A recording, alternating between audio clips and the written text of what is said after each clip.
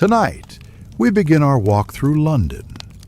Not the London of grandeur, of royal halls and golden domes, but the London of narrow alleys, of stone pavements slick with evening rain, of quiet footsteps beneath the glow of gas lamps. It is the year 1888, a year remembered for shadows that frightened the city. Yet as the newspapers screamed and whispers carried through the alleys, life itself still unfolded. People still walked, people still worked, and people still dreamed. So tonight, let us move slowly, step by step, street by street. We will see what they saw and feel what they felt. We will walk London's streets beneath the gaslight, as though the night itself were carrying us along.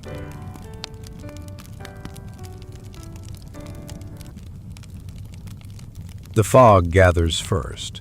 It drifts in from the Thames, curling through Whitechapel, settling low across the cobblestones. In the dim air, every sound is softened. The creak of carriage wheels, the clop of a horse's hooves, the distant call of a vendor's voice. Above it all, the gas lamps burn. Their glow is not sharp, but blurred, hazy in the mist. They do not pierce the night. They merely warm it, as though each lamp is a candle left for those who must find their way home. If you stood there now, coat pulled close, breath rising in small clouds, you would feel it. The mix of dampness, of coal smoke, of river air. A London smell, heavy, dark, and strangely comforting. And you would not be alone. Others would be walking too. Men with their collars upturned, women clutching shawls, children darting quick between the shadows. Every step echoes differently on wet stone. A slow rhythm, like the heartbeat of the city itself. Look closely, and the street itself is layered. The main road, wide enough for carts and carriages, is edged by narrow paths, and just beyond the lamplight, the alleys stretch like veins, twisting, hidden, leading who knows where. To your left, a man carries a basket of coal, his shoulders bent with the weight. To your right, a young boy with bare feet trots quickly, carrying a jug of water. Further down, two women pause beneath a lamp, their voices hushed, their laughter soft. These are not the grand portraits of London society. They are the fabric of the East End. Dock workers, tailors, seamstresses, flower sellers, children of the streets. Each one moves carefully, glancing toward the fog as though the mist itself listens. The gaslight reflects on puddles where the rain has gathered. The ripples distort the light, and for a moment it feels as though there are more lamps than truly exist. Illusions born of water, of fog, of tired eyes. Close your eyes. The city speaks in sounds. A newspaper boy shouts the evening's headlines, words blurred by fog, by distance. A dog barks once, then again, before silence folds back around it. Somewhere, a cart rattles over loose stone, then fades away. The church bell tolls. Its sound is not crisp, but muffled, wrapped in mist, swallowed by the alleys. It rings not just the hour, but the rhythm of life itself. And beneath it all, the hush of footsteps. Endless footsteps. Each one an echo of the people who fill the streets. Each one a reminder that London never truly sleeps. Look closer still. You may see faces pass by. A man with his hat low, his eyes glancing at the ground. A woman with a basket of flowers, petals slightly wilted in the damp air. a child with dirt on his cheeks, clutching a half-eaten roll. They move quickly, not because they are chased, but because the streets themselves demand it. There is always work to be done, always mouths to feed, always another day to prepare for, even as the night stretches long. Their lives are ordinary, and yet extraordinary, for they live in the shadow of fear, and still they endure. Notice the lamps again. Each one hisses faintly, the gas burning steady. The lamplighter passed earlier in the evening, carrying his pole, tipping the flame into life. Now the lamps stand guard, not as soldiers, but as quiet companions for those who walk. If you were alone in this moment, you might feel comfort in their glow. Not bright enough to erase the shadows, but enough to remind you that you are not lost. That light, however dim, still holds the darkness back.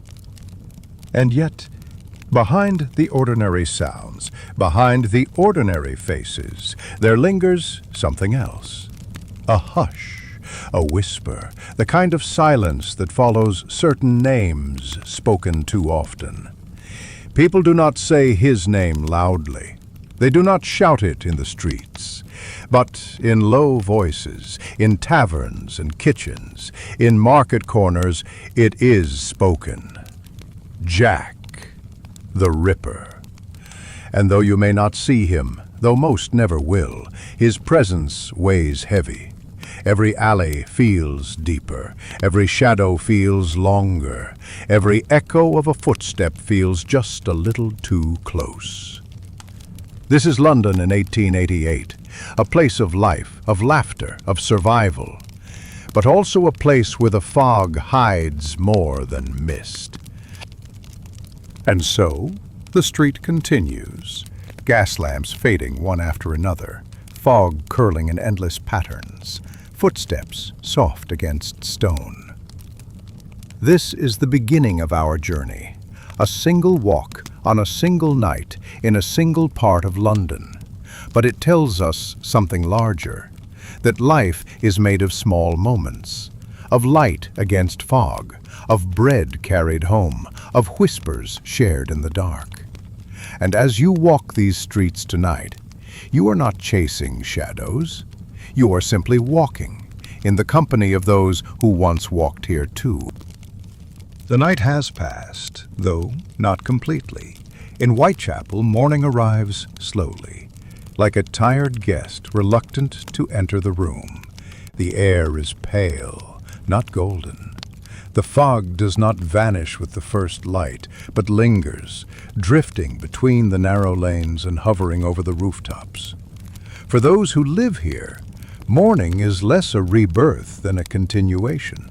Yesterday and today blur into one another, stitched together by hunger, by the weight of work, and by the dull ache of survival.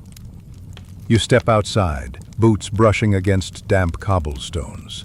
The street is uneven, patched with mud and waste, carrying the smells of horses, smoke, and spilled ale. The gas lamps are still glowing faintly, though they are no longer needed. They fade slowly, as if reluctant to let go of their small dominion over the darkness. And above, the sky is gray, already heavy with the promise of another long day. The first stirrings of the day can be heard before they can be seen. A cart rattles down a side street, its wheels clattering against the uneven stones. Somewhere a baby cries, its thin voice carried through an open window. A bell tolls in the distance, not a grand cathedral bell, but a small, tired one, announcing the hour to people already awake. In Whitechapel, mornings are not quiet. They are filled with the sounds of necessity, boots shuffling, water sloshing in buckets, coughs rising from deep within tired chests. And yet, despite this noise, there is still a kind of stillness, as though the city itself has not fully decided to begin. The markets stir first. A woman in a worn shawl sets out baskets of vegetables, their colors dulled by the haze. Pale carrots, wilted cabbage, potatoes with dirt still clinging to their skins. Another brings bread, dark loaves stacked carefully, their crusts cracked but sturdy. These are not delicacies, they are sustenance, plain and heavy, meant to fill stomachs rather than delight tongues. The customers are already waiting. Dock workers with their caps pulled low, washerwomen with rough hands, boys no older than 12, their pockets holding a few coins, tasked with fetching food for families still inside cramped rooms. They shuffle forward, voices low, coins clinking softly, as though none of them wished to break the fragile calm of the morning. And then come the smells. Bread baking in the nearby ovens, sharp and yeasty. Coal smoke drifting from chimneys, mixing with the wet air, and, less pleasantly, the smell of the gutters, the refuse of yesterday that has not yet been swept away. These scents mingle into one unmistakable fragrance, the smell of survival in a crowded city. For those walking here, it is a familiar perfume. It is not clean, not sweet, but it is theirs. It clings to clothes, to hair, to skin. And when one leaves Whitechapel for another district, others can tell where you came from by that smell alone. It is the scent of the East End, the scent of poverty, of labor, of lives lived close to the edge. Children appear next. Some carry baskets, others push small barrows, their thin arms straining under loads too heavy for them. They laugh sometimes, but the laughter is quick, sharp, more nervous than joyful. Most are too young for the burdens they carry, yet too old in the way their eyes move quickly, wary of strangers, alert to danger. In a corner, near the wall of a soot-darkened building, a group of boys toss stones at a tin can. Their boots scuff against the street, their shouts echo, but even their play is edged with something weary. In Whitechapel, childhood is not a place of innocence, but of apprenticeship, an early rehearsal for the labor and struggles to come.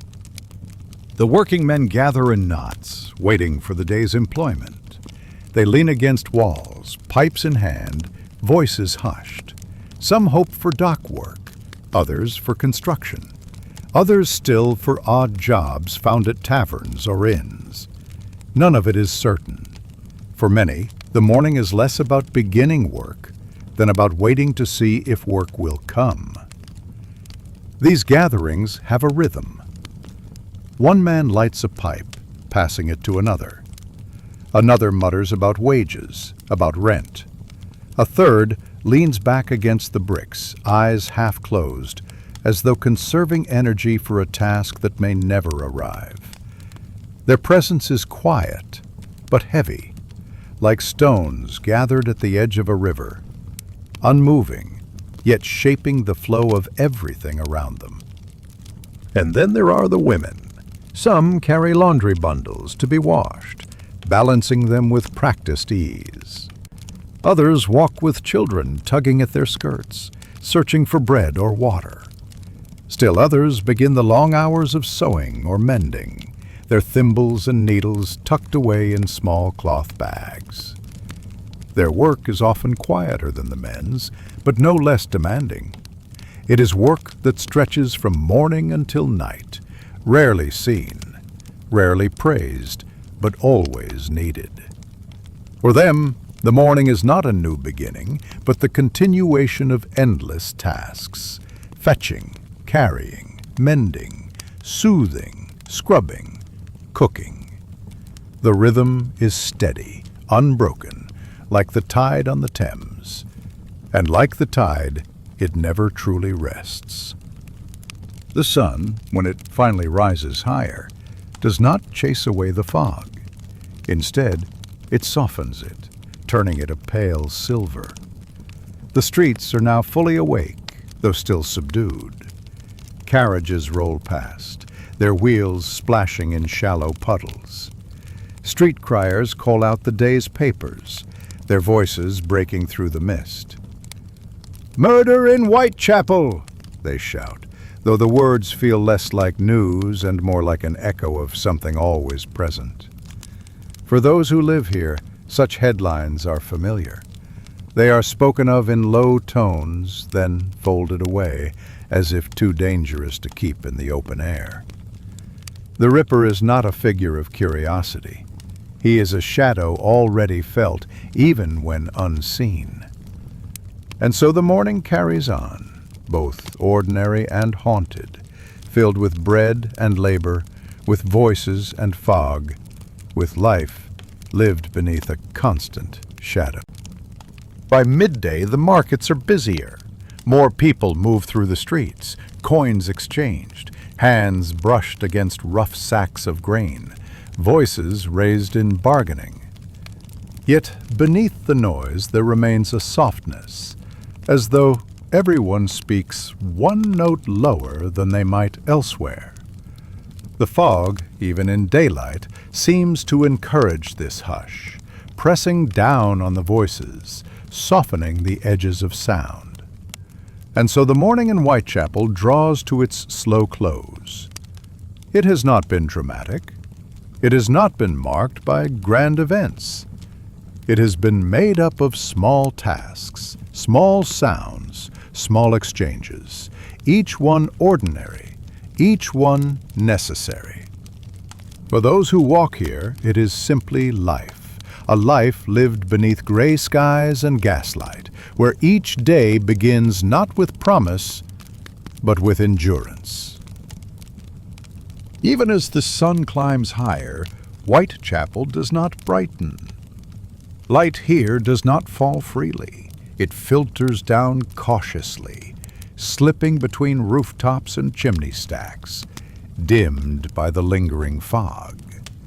What should be midday feels like late afternoon, and what should be daylight feels more like twilight. This half-light gives the market its name among locals, the Market of Shadows.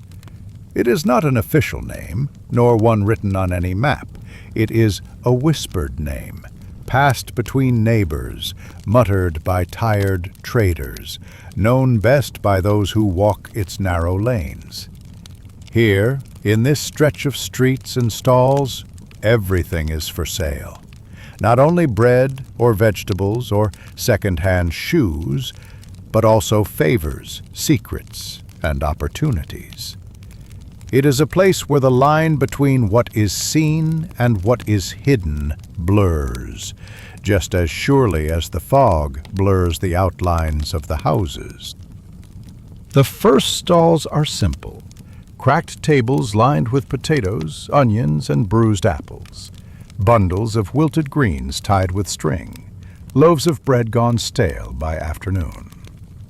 The sellers stand behind them, shawls pulled close, eyes darting across the crowd. Their voices rise and fall, soft but insistent, urging passers-by to spend their few coins before the food grows worse. There is no waste here. A bruised apple is still food. A half loaf of bread is still sustenance. Buyers know this. They handle the goods carefully, choosing not for quality, but for price, weighing each coin as though it were their last. The exchange is quiet. No laughter, no warmth, only necessity. A little deeper into the market, the stalls change. Here, shoes are sold. Not new shoes, but second-hand. Their soles worn thin, their leather cracked. Men run their fingers over the seams, testing whether they will last another season. Women hold up boots against their children's feet, hoping they might fit well enough to carry them through another winter. The seller shrugs when asked for quality. Shoes here are not judged for comfort, only for survival. Next to the shoes, there are clothes. Coats with frayed hems, shirts patched 3 times over, dresses with colors faded to indistinguishable shades of brown and gray. And yet, these too are purchased, because to be clothed, even poorly, is still to stand against the cold that waits at night. Beyond the ordinary goods lies something else. Stalls that look less like shops and more like shadows themselves. Men stand behind them, their eyes sharper, their gestures quieter. On their tables are items not found in respectable shops. Cheap watches with hands that stutter, pocket knives with dulled blades, bottles filled with liquid of questionable origin. These are things meant to be bought quickly, hidden quickly, and used without questions asked. And yet, in this place, no one seems surprised. These stalls belong to the market of shadows as surely as the bread and the boots. They thrive because they are necessary. For the man who cannot afford an honest watch. For the woman who needs a sharp knife to feel safer walking home. For the worker who will drink whatever is cheapest, no matter its taste. The crowd moves slowly through it all. Dock workers on their short break, hands rough and shoulders broad. Women balancing baskets, glancing down narrow alleys before moving on. Children weaving through the legs of adults, their small eyes sharp, already learning which stalls to approach and which to avoid. Everywhere, the fog clings. It softens the sound of voices, muffles the clatter of carts, and makes the figures of the market seem less like people and more like silhouettes. Faces blur at the edges, gestures fade before they are finished. It is as though the market itself wishes to remain hidden, just like the goods it sells. And beneath it all, there are whispers. Whispers of work found and lost. Whispers of rooms too small for the rent charged. Whispers of men who vanish down alleys, and of women who do not return by morning. The whispers follow you as you move. They cling to the air, just like the fog. You do not need to lean close to hear them. They rise like breath, soft, steady, filling the gaps between the calls of traders. And though the words change, the tone remains the same. Tired, resigned, edged with fear. The market of shadows is not only about what is sold, it is about what is said and what is not said. By mid-afternoon, the market grows crowded. Stalls press closer together, and bodies press closer still. Voices overlap, coins change hands, goods vanish into baskets and pockets. The air grows warmer with breath, but no less heavy with fog. And through it all, the market of shadows holds its name, for even in the busiest hours there remains a sense of secrecy. For in this place, everyone carries something unseen, a hunger not spoken of, a fear not admitted, a longing for something just beyond reach. It is not a place of joy, but neither is it a place of despair. It is something quieter, something in between, a place where life continues, not grandly, but persistently. As the day begins to wane, some stalls pack up. The bread is sold, the vegetables gone. Shoes and coats are folded away, knives slipped into pockets, bottles emptied. The crowd thins, though never completely. There are always a few who linger, waiting for a last bargain, hoping for prices to drop, watching the shadows lengthen. And in those shadows, the market of shadows becomes true to its name again. What remains here after the honest sellers leave is quieter, darker. Deals are struck in whispers. Coins are passed with quick hands. Eyes look not outward, but over shoulders. The market, like the fog, does not vanish. It changes, shifting from necessity to secrecy, from bread to whispers, from daylight to dusk. And so it continues, the market of shadows, neither fully seen nor fully hidden. A place where life in Whitechapel moves not with fanfare, but with persistence. A place where survival is bought and sold, coin by coin, breath by breath. Evening begins its slow descent over Whitechapel. The light does not fade suddenly, but ebbs like water leaving the shore.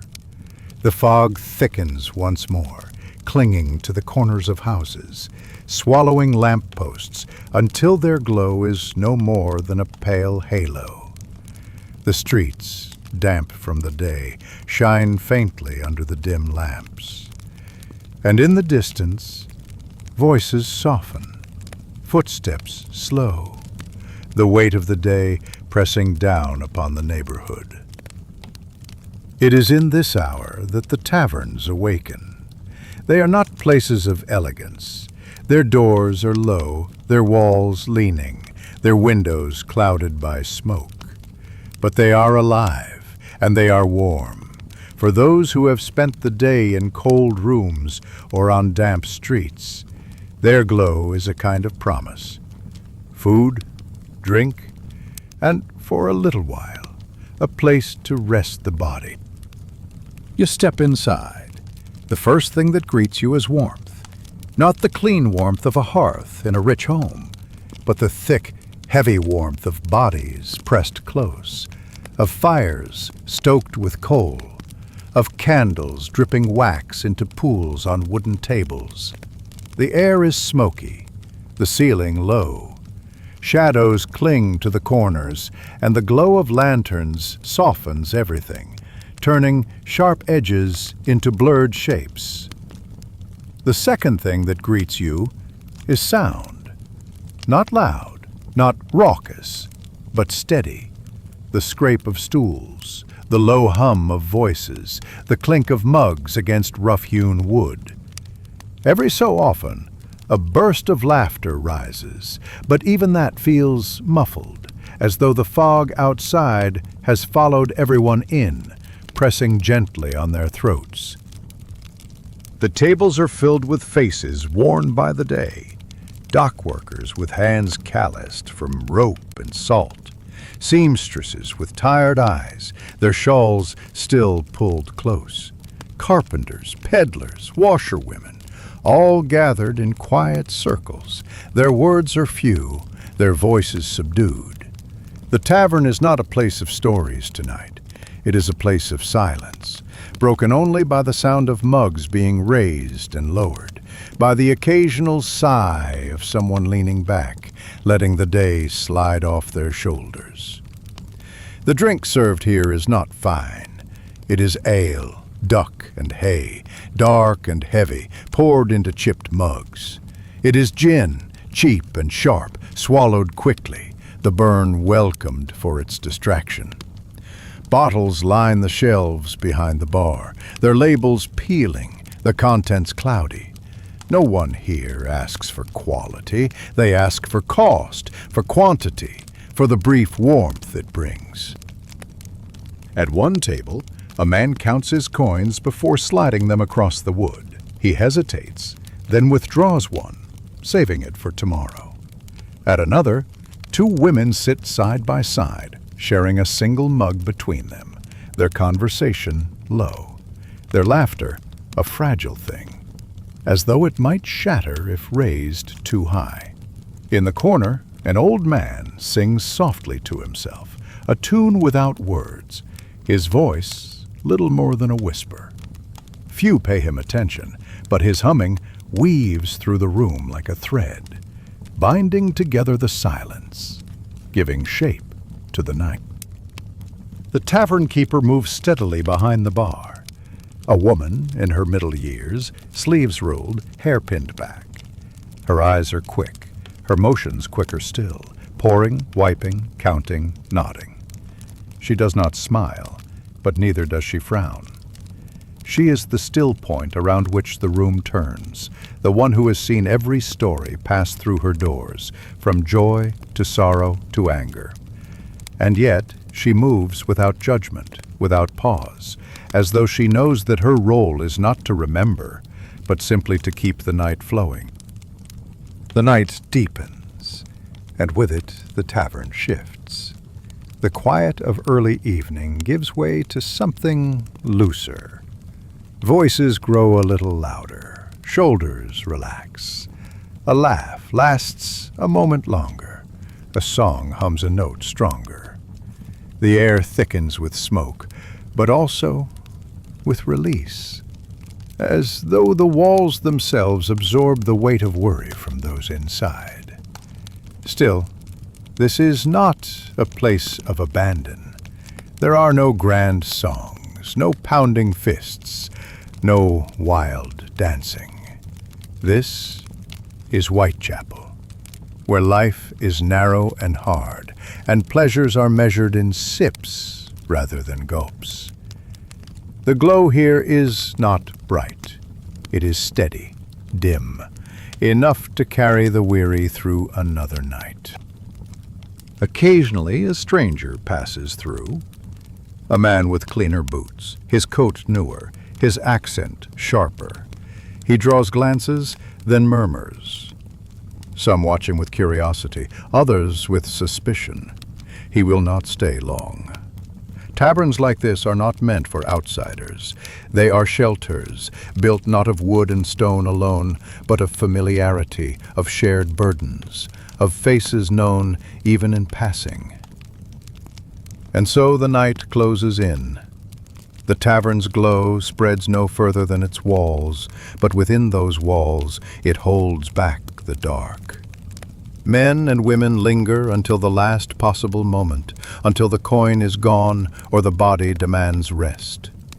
Then, one by one, they rise, pull on their coats, and step back into the fog. Outside, the streets are darker now, the fog heavier.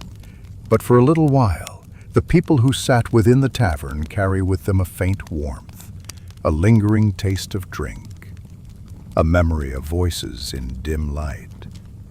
It is not much, but it is enough. For in Whitechapel, where days are heavy and nights uncertain, the tavern's glow is more than light.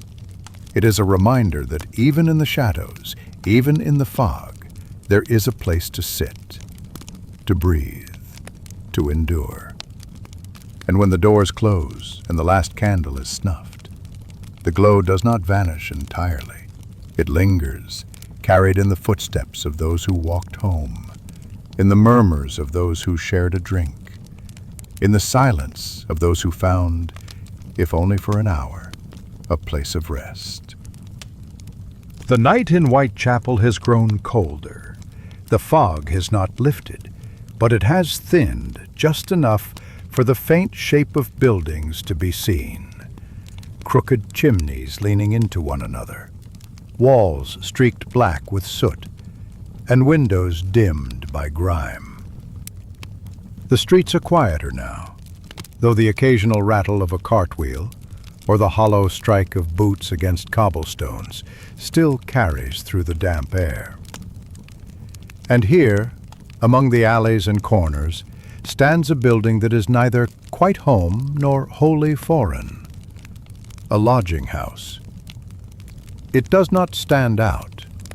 The brick is chipped, the door creaks on its hinges, and the sign above it is faded, letters half washed away by rain and years.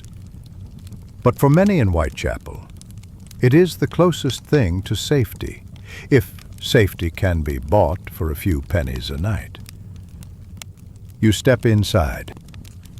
The smell reaches you first. A mixture of damp wood, unwashed clothes, and the faint hint of boiled cabbage from the kitchen. It is not unpleasant. not in the way of rot or filth, but it is heavy, the kind of smell that clings to everything it touches. The air is warm compared to the street, but it is not clean. A haze seems to hang in the narrow hallway, a blend of smoke from pipes and the musty breath of too many bodies crowded together. The keeper of the lodging house sits behind a small counter, half hidden by the shadow of an oil lamp. His eyes are dull, his voice slow as he collects coins and marks down names. He does not ask questions, not where you've been, not what you've done, not why you arrived so late. For here, in these walls, such things are better left unsaid. You pay your coin, and he nods, pushing a key across the rough wood. Before climbing the stairs, you pass through the common room. Here, a fire burns low in the grate, its glow more ember than flame. Men sit hunched on wooden benches, their coats worn thin, their boots heavy with mud. Some talk in whispers, others stare into the fire, as though it might answer them. A few women sit together near the corner, their shawls drawn tight, their voices hushed. One of them holds a child who stirs but does not cry, his small face pressed into the folds of cloth. The air is thick with the sound of coughing, deep, rattling coughs that echo against the walls. Someone laughs, but it is a tired laugh, without mirth, like a candle flickering at the end of its wick. This is not a place of cheer, not truly, but it is a place of gathering, and in Whitechapel, that is something. When at last you climb the narrow stairs, the boards groan beneath your weight. The hallway is long and close, lined with doors that do not fit their frames. Each one leads to a small room, or perhaps to nothing more than a space with a mattress laid upon the floor. Your own room is simple. A bed, its frame of iron bent and rusted, a thin mattress lumpy with use, a blanket that smells faintly of mildew, though it will keep out the cold well enough. The window rattles slightly in the wind, its glass streaked with fog and dirt. Beyond it lies the faint suggestion of rooftops, blurred and softened by the night. You sit upon the bed, and it creaks as though the weight of another body still lingers there.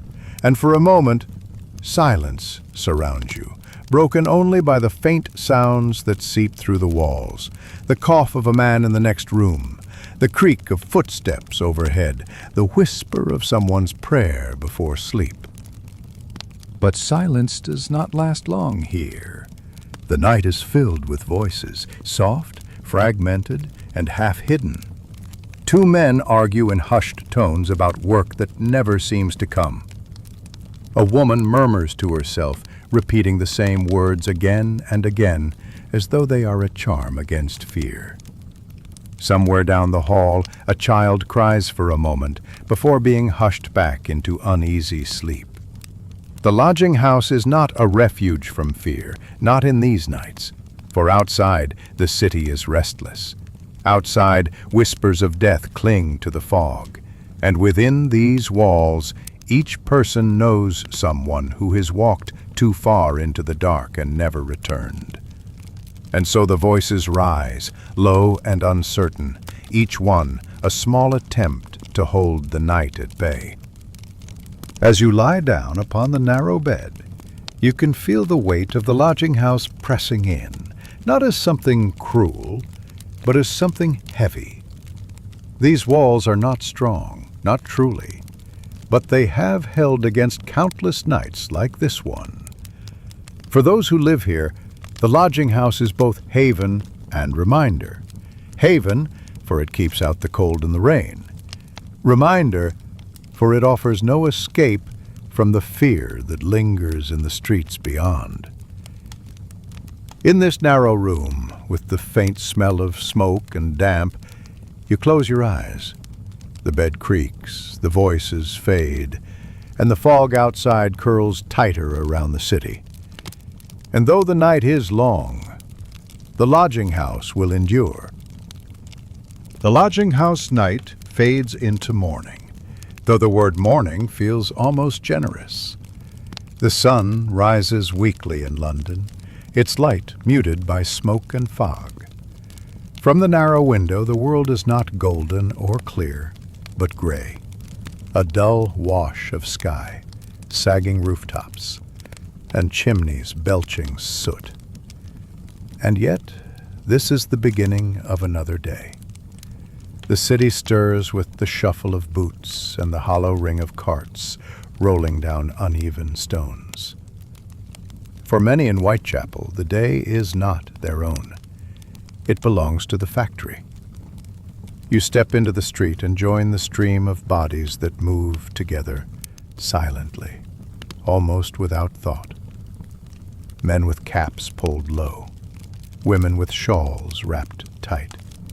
Children, too, though they walk more slowly, their steps uneven, eyes still heavy with sleep. Each carries something of themselves, a bundle of tools, a tin of food, or simply the weary knowledge of what waits. The fog thickens as you walk, swallowing the world into muted outlines, and then, through the haze, the building appears, a factory. Its walls stretch tall and dark, windows high and narrow, a chimney looming above like a watchtower. The doors stand open, and from within comes the low, constant hum of labor. Inside, the air changes. The damp cold of the street gives way to something warmer, but heavier. The smell of oil and iron fills your lungs, mixed with the dust of cloth or the bitter tang of leather, depending on what this factory makes. Each one has its scent, and each clings to the skin long after you leave. The floor is already alive. Rows of machines line the great hall, their iron frames slick with grease, their wheels and belts spinning in endless repetition. The sound is steady but overwhelming, a deep rumble, the click of gears, the hiss of steam, the sharp snap of thread. At first it seems unbearable, but for those who spend their days here, it fades into something like silence, a constant backdrop against which life continues. The overseer stands near the entrance, his eyes sharp. He does not smile, nor does he speak much. He is here not to guide, but to watch, to ensure the work continues without pause. His presence lingers like a shadow, a reminder of rules unspoken but well understood. Do not stop. Do not falter. Do not waste time. You take your place among the others. The space is narrow, a wooden bench pressed close to the machine. Your hands move almost before your mind does, because this work is repetition. Pull, cut, place, press, over and over again. The body remembers what the mind no longer questions. Around you, others work in the same rhythm. A man threads needles with quick precision, his eyes narrowed in concentration. A woman beside him adjusts spools of thread, her fingers moving so quickly they blur in the dim light. Further down, a boy, no older than 12, cleans the gears with a rag, slipping between iron arms that move dangerously close. The hours blur.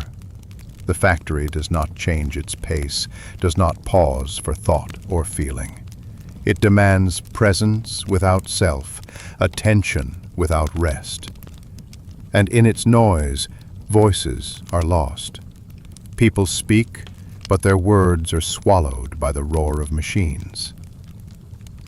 Only at small moments, a cough, a sigh, the glance of one worker to another, does humanity break through. As the day lengthens, the factory's air grows heavier. The machines release warmth, steam rising from pipes and dripping onto the floor. The windows, streaked with soot, allow little light, and what does enter is quickly swallowed by the haze of dust. For those who work here, the dust becomes part of breathing. It fills the nose, clings to the throat, coats the tongue. The lungs ache with it, though few speak of such things. Coughs are common, but they are muffled, pushed aside, ignored. To admit weakness is to risk losing even this place, this work. Sweat beads along brows, soaks into collars. The sound of the machines grows sharper, their metal striking against itself like hammers. Still, the rhythm never stops. At last, a pause. Not long, but enough. The machines slow, their voices dimming until the hall seems strangely empty without them. Workers step back, stretching stiff limbs, rubbing sore fingers. From tin boxes or cloth bundles, food appears. Bread gone hard at the edges, cheese wrapped in paper, perhaps a small piece of salted meat if fortune has been kind. There is no feast, but there is nourishment. And more than food, there is the moment.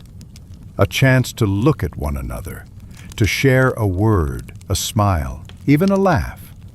In these minutes, the factory is less a machine and more a gathering.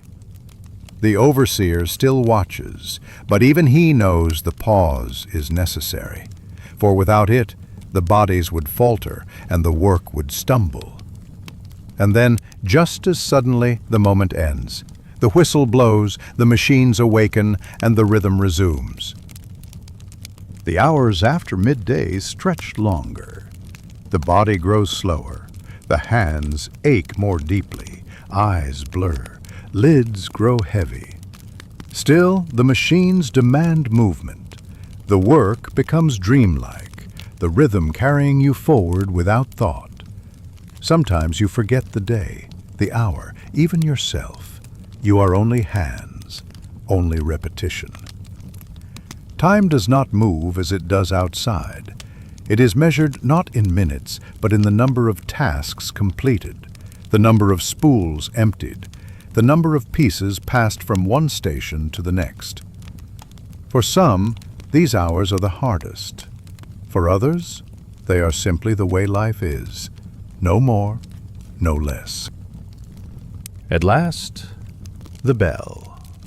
It does not ring with joy, but with finality.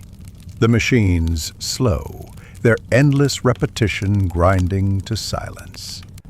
The workers step back, stretching arms stiff with labor, shoulders stooped from the weight of hours. There is no cheer, only relief. Relief that the day has ended, that for a time the noise will fade, that for a few hours life will belong again to the self. The overseer makes his notes, watches as bodies file out one after another. The doors open, and the night air rushes in. It is cold, damp, and heavy with fog. But after the factory's heat, it feels like release. The factory does not close. Its heart continues through the night, as other workers take their place, as machines turn without end. But for you, the day is finished. The sound of the factory lingers, even as you walk away. It hums in your ears, echoes in your bones. The rhythm is not gone. It has settled into you, like the dust that clings to your clothes. And tomorrow, it will begin again. For in Whitechapel, in 1888, life is not measured by dreams or freedoms. It is measured by the rhythm of the factory, by the hours given to its floor, by the strength to rise again the next day.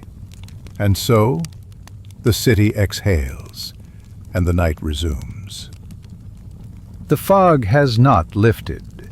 Even as the day unfolds, it clings stubbornly to the air-softening edges, muting shapes, dulling light into a pale wash of gray. Yet Whitechapel stirs, as it always does, pulled by the rhythm of need. This time your feet do not carry you toward the factory, nor the lodging house, nor the narrow alleys where silence presses close. Instead, you follow the sound of voices, louder here, brighter, layered with calls and replies. The closer you come, the more the scent changes. Smoke gives way to bread. Damp stone gives way to spices. Iron gives way to fruit and fish. And then you see it, the market. It is no grand hall or covered arcade. The stalls are makeshift, their wood rough and uneven, their cloth awnings patched with stitches. Some are little more than carts pulled to the roadside. Yet together they form something larger than themselves, a marketplace alive with the pulse of exchange. Here, life gathers. Here, the hunger of the city is met piece by piece, coin by coin. The first stall is simple, but perhaps the most important. Loaves of bread are stacked in uneven piles, their crusts browned, their edges dusted with flour. Some are whole, others cut in halves or quarters, sold cheap to those who cannot spare more. The baker himself looks tired, his apron streaked white, his hands still marked by the dough he kneaded hours before dawn. He speaks little, for the bread sells itself. Customers step forward, coins clink, loaves change hands. You notice how each loaf is handled carefully, almost reverently. For bread is more than food. It is the measure of survival, the difference between hunger and enough. A mother counts her pennies twice before choosing the smallest piece. A man takes two, tucks them under his arm, and walks away with a quiet determination. No one lingers. The bread disappears quickly, as it always does. Further down, the air changes. A sharp tang rises above the fog, the unmistakable smell of fish. The fishmonger's stall is wet, its boards dark with water, its buckets brimming with glistening bodies caught in the Thames or brought from the docks. Here the cries are louder, for the fish must be sold quickly before it spoils. "Fresh today," the seller calls, though freshness is always a matter of debate. Some of the fish are small, silver bodies that gleam faintly in the dim light. Others are larger, their scales dulled, their eyes clouded. Gulls circle overhead, their cries piercing as they swoop close, hoping to snatch what they can. The customers are cautious. They lean close, inspecting with practiced eyes, weighing not only the quality of the fish, but the stretch of their coin. For in Whitechapel, nothing is bought lightly. The butcher's stall stands heavier, darker. Large cuts of meat hang from hooks, their weight pulling at the wood. The smell here is stronger, iron and salt, raw and unmistakable. The butcher himself is broad-shouldered, his apron stained, his hands steady with the cleaver. He does not need to shout. His presence and the sight of the meat draw enough attention. Yet not all who approach can afford what they see. Many step close only to step back again, their eyes lowering as they turn away. For meat is costly, and though it tempts the stomach, it is often beyond reach. Those who can spare the coin do so quietly, taking what they can: a joint of mutton, a strip of pork, a handful of offal wrapped in paper. For even scraps are valued, boiled into broths that stretch through the week. Between the stalls of bread and meat, a patch of color emerges. The vegetable seller's table is crowded with cabbages, onions, carrots, and potatoes, their surfaces still marked by soil. The colors are muted, not bright, not polished, but they offer something the others cannot: freshness from the earth. Women gather here, baskets in hand, comparing prices, weighing the size of each cabbage against their coins. Children reach for carrots, their small fingers quick before being pulled back by a mother's sharp glance. The seller himself moves constantly, weighing, measuring, answering questions with a nod. His voice is softer than the others. He does not need to call out, for vegetables are not luxury, but necessity.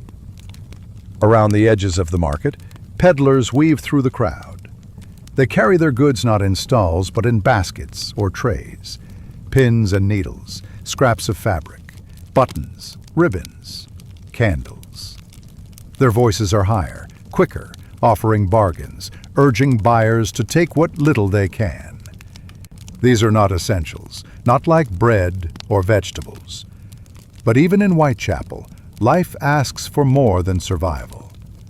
A ribbon for a child, a candle to light a room, a scrap of cloth to patch a torn sleeve, small things that carry meaning beyond their size.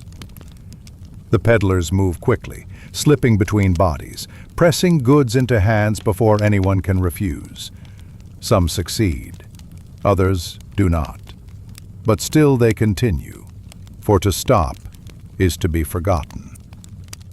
The market is not quiet. It is filled with voices, calls, arguments, laughter, the bark of dogs, the cry of gulls. Coins clink, footsteps shuffle, barrels roll. It is the sound of life compressed into a single street.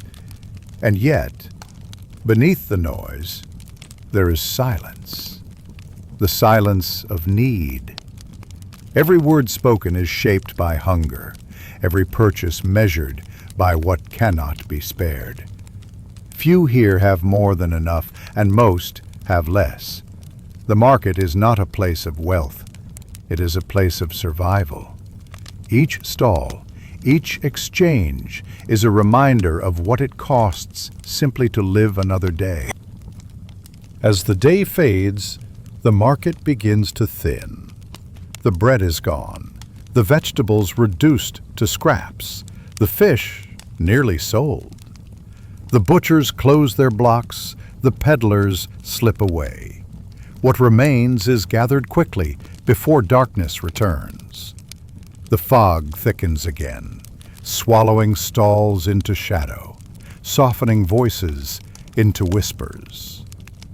The market is gone, as though it had never been, leaving only the faint scent of fish and cabbage in the air. And yet tomorrow it will return, for hunger is patient but unrelenting, and Whitechapel, like the fog, cannot escape it. The market fades behind you. The cries of sellers grow faint. The smell of bread and fish dissolves into fog. You walk once more through narrow streets where the buildings lean together like tired men, their walls cracked, their bricks blackened with soot. Here stand the tenements, tall but not proud. Their windows are narrow, their glass dull, some cracked, others covered by rags or nailed boards. The doors sag on their hinges, their wood scarred by years of use.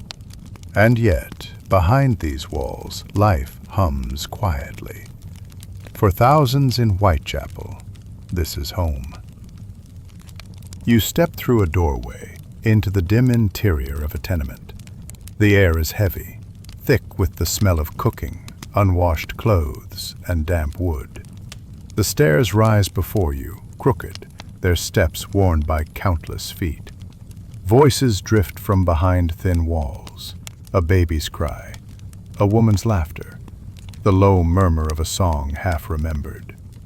It is not silence, it is not peace, but it is life. The stairwell is narrow. Bare wood, uneven and splintered, rises steeply. The railing is loose, shifting slightly under your hand.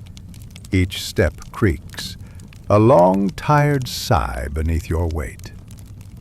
The walls are close. They smell of damp plaster, smoke from candles, and the faint tang of spilled ale. Scraps of paper cling to the boards, faded notices pasted long ago and never removed. Children run past you on the stairs, their bare feet quick and light, their laughter echoing in the small space. But the sound fades quickly, swallowed by the thickness of the air. You climb slowly, feeling the building lean with you, as though the tenement itself breathes beneath your step. On the first landing, a door stands ajar. Inside, you glimpse a room shared by more than one family.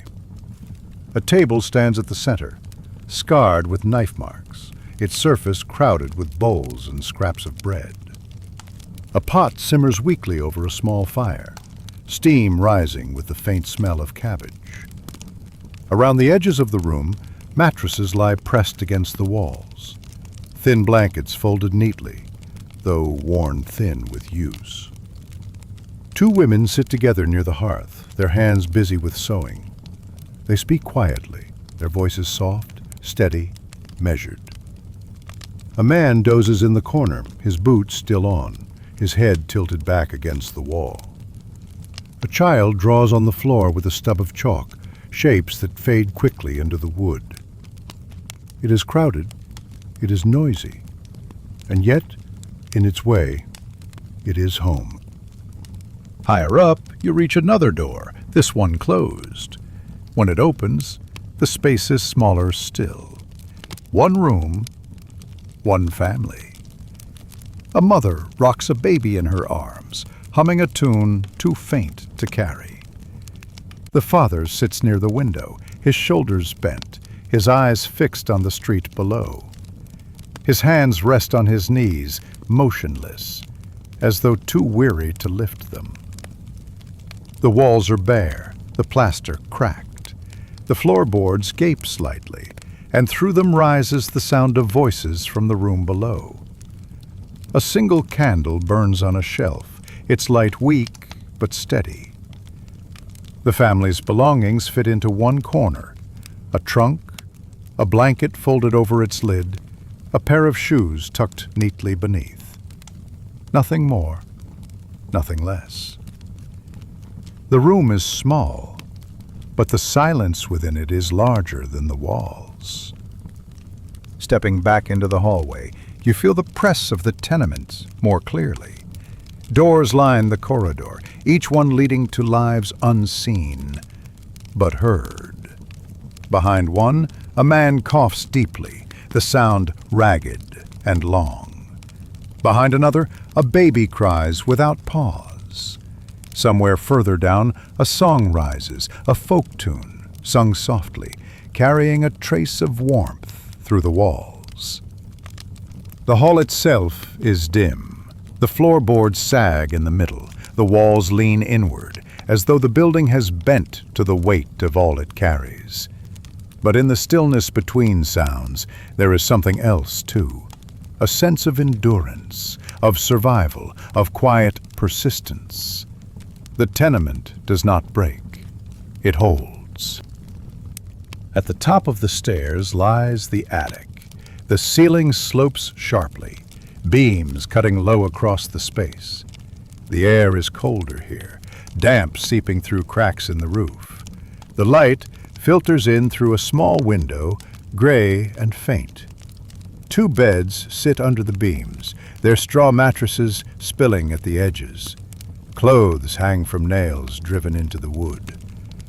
A small stove struggles to warm the space, its smoke curling sluggishly toward the roof. A boy sits by the window, his knees drawn to his chest, his eyes fixed on the fog outside. His sister sits beside him, her hand resting lightly on his arm. They do not speak. They do not need to. The silence here is full enough. When darkness falls, the tenement comes alive in a different way. The stairwell fills with footsteps, the hallways with murmurs. Doors open and close, voices rise and fall. The building seems to breathe, each room adding its rhythm to the whole. Candles flicker in windows, casting faint squares of light onto the street below. The smell of cooking lingers. Broth, bread, potatoes, onions, mixed with the ever-present damp of the walls. Some laugh quietly. Others pray. Children cry and are soothed. The cough of sickness echoes through the halls. It is not silence, but it is not chaos either. It is the sound of many lives compressed into one space, carrying each other through the night. The tenement is not beautiful. It does not offer comfort in the way of soft beds or wide rooms. It leans, it creaks, it holds damp in its walls. Yet for those within it, it is life itself. Here, warmth is found not in luxury, but in proximity, in the closeness of family, in the sound of a song through thin walls, in the glow of a single candle pushing against the dark. The tenement is fragile, but it endures. And in enduring, it holds the stories of thousands who pass through its doors, their footsteps worn into its stairs, their voices lingering in its walls. You step back into the stairwell, the air thick with smoke and breath, and feel the weight of it settle around you. It is not a burden, but a reminder that life in Whitechapel in 1888 was not lived in silence, but in the crowded rooms of places like this, rooms where survival itself was the story. The day has passed. The market has grown silent, the factories have stilled, and the doors of the tenements have closed behind their inhabitants. Whitechapel, after sunset, becomes something different. The air itself feels heavier, pressing down with fog and smoke, carrying the smell of coal fires and unwashed streets. The light of the sun has left, but the city does not fall into darkness entirely. Instead, it glows faintly, uneasily, with the scattered yellow of gas lamps. This is the London of whispers, of long shadows, of fear. The lamps burn dimly along the main roads, their light flickering in the mist. Each one is like a small island of yellow, surrounded by oceans of shadow. The lamplighters have already passed through, climbing their ladders with long poles tipped with flame. They left behind their work in neat intervals, pools of weak light, just enough to see the outlines of a cart, the shine of a wet boot, the gleam of a horse's bridle. But the lamps do not push the dark away. They only remind you how much dark there is. Between them lie gaps, alleys that vanish into blackness, doorways that swallow sight, corners where shapes blur into suggestion. The light is not comfort, it is uncertainty. You hear the sound of a cane tapping against the cobblestones, slow, measured, steady. A watchman moves along the street, his lantern swinging at his side, its glow barely reaching the ground before him. His coat is heavy, his hat pulled low. His eyes scan the shadows with caution, as though the dark itself might stir against him. He pauses at each corner, listening. He does not hurry. He knows that haste is not safety here. Each step must be measured, each glance deliberate. For in the silence, even his own breathing seems loud. And then he moves on, vanishing slowly into the fog, his lantern shrinking until it becomes only another trembling light among many. Step closer to the alleys, and the city changes again. Here, the lamps do not reach. The walls lean tighter. The ground narrows to little more than a path of uneven stone. Water seeps through cracks, pooling in small, dark puddles. The air is thicker, sharper, carrying the smell of refuse and rot. You hear movement, but you do not see it. A rustle of cloth, a shuffle of boots, a whisper, too low to catch. Somewhere in the blackness, a door slams, quick and sharp. Then silence again. These alleys hold secrets. Not the kind that are spoken, but the kind that wait, quietly, unseen, until someone stumbles too close. You continue walking. Your own footsteps echo softly on the stones, a rhythm that grows louder in the silence. And then you hear another rhythm, behind you. At first, it matches yours, step for step, as though your shadow had learned to walk. Then it falters, grows distant, then returns. You glance back. The fog shifts. A figure moves far behind, just out of sight. A hat brim, a coat edge, a blur of motion. Nothing more. You walk on, faster now. The footsteps quicken too. Then, suddenly, they stop. And in the silence, the fog presses closer still. Not every corner is silence. Here and there, the glow of a tavern spills out onto the street. Warm light leaks through cracks in the door. Music hums faintly within, and the sound of laughter bursts out when the door swings open. For some, the tavern is a refuge, a place where the night can be kept at bay by ale and company. For others, it is a snare, drawing men in with warmth and spitting them back into the cold with empty pockets. Step close, and you feel the heat of bodies, smell the smoke of pipes, hear the clatter of mugs. Step away, and the silence swallows you whole again, leaving only the echo of what once was. On the corners, women wait. Their dresses are worn, their shawls thin, their faces pale in the gaslight. They call out softly, their voices carrying just far enough to reach a passing man. Some laugh, some whisper, some simply watch with tired eyes. Their trade is not hidden. It is as much a part of the streets as the fog itself. Yet it carries with it danger. For every man who comes seeking, there are whispers of others who do not return. Still, necessity presses harder than fear. The night is cold, the tenements crowded, the hunger sharp. And so the women remain, their figures standing still as the fog drifts around them, their voices rising like the faintest of songs against the silence. Everywhere in Whitechapel at night, there is a hum of fear. It is not shouted, nor named aloud, but it lingers in every glance over the shoulder, every step quickened, every door shut fast. For these are the nights of the Ripper. The murders are not constant, not every night, not in every street, and yet the possibility is enough to color everything, a shadow that follows you even when you are alone, a whisper that waits in the fog even when no voice is heard.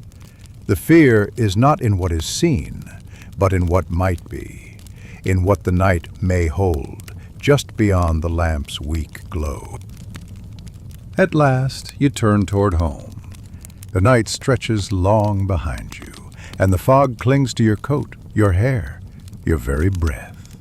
The doors of the tenement loom ahead, their wood worn but solid.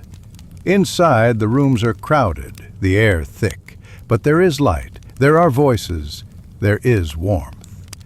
Behind you, the streets continue to whisper. The lamps continue to burn faintly. The fog continues to curl through every alley, carrying with it secrets that will never be fully told. But you step inside, closing the door. For now, the night stays outside. The night has passed. The streets lie hushed in the pale gray of morning, and fog still clings to the cobblestones like a veil that is not yet lifted. And then it begins. The first bell rings, low, heavy, deliberate. It spreads through the air, vibrating against the bricks, rolling over rooftops, stirring even the narrowest of alleys. It is answered by another bell, distant but steady.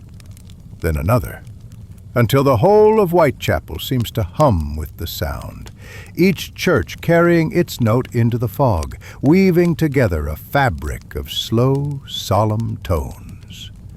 For some, it is a summons. For others, it is simply a reminder. But for all, it is a sound that cannot be ignored. The streets begin to stir. Doors open, voices rise. Footsteps join the rhythm of the bells. Men in worn coats step into the cold air, their collars raised against the chill.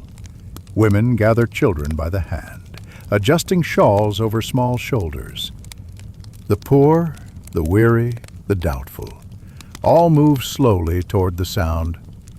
Some walk in silence, their eyes lowered. Others whisper softly, sharing words too quiet to travel. But all are drawn in the same direction, not by force, but by habit, by tradition, by the pull of something larger than themselves. Even the poorest, whose shoes are thin and coats threadbare, step into the street with care, as though the day itself demands a kind of respect. Step through the church doors and the world changes. The air is warmer, touched by the faint smell of wax and wood polish.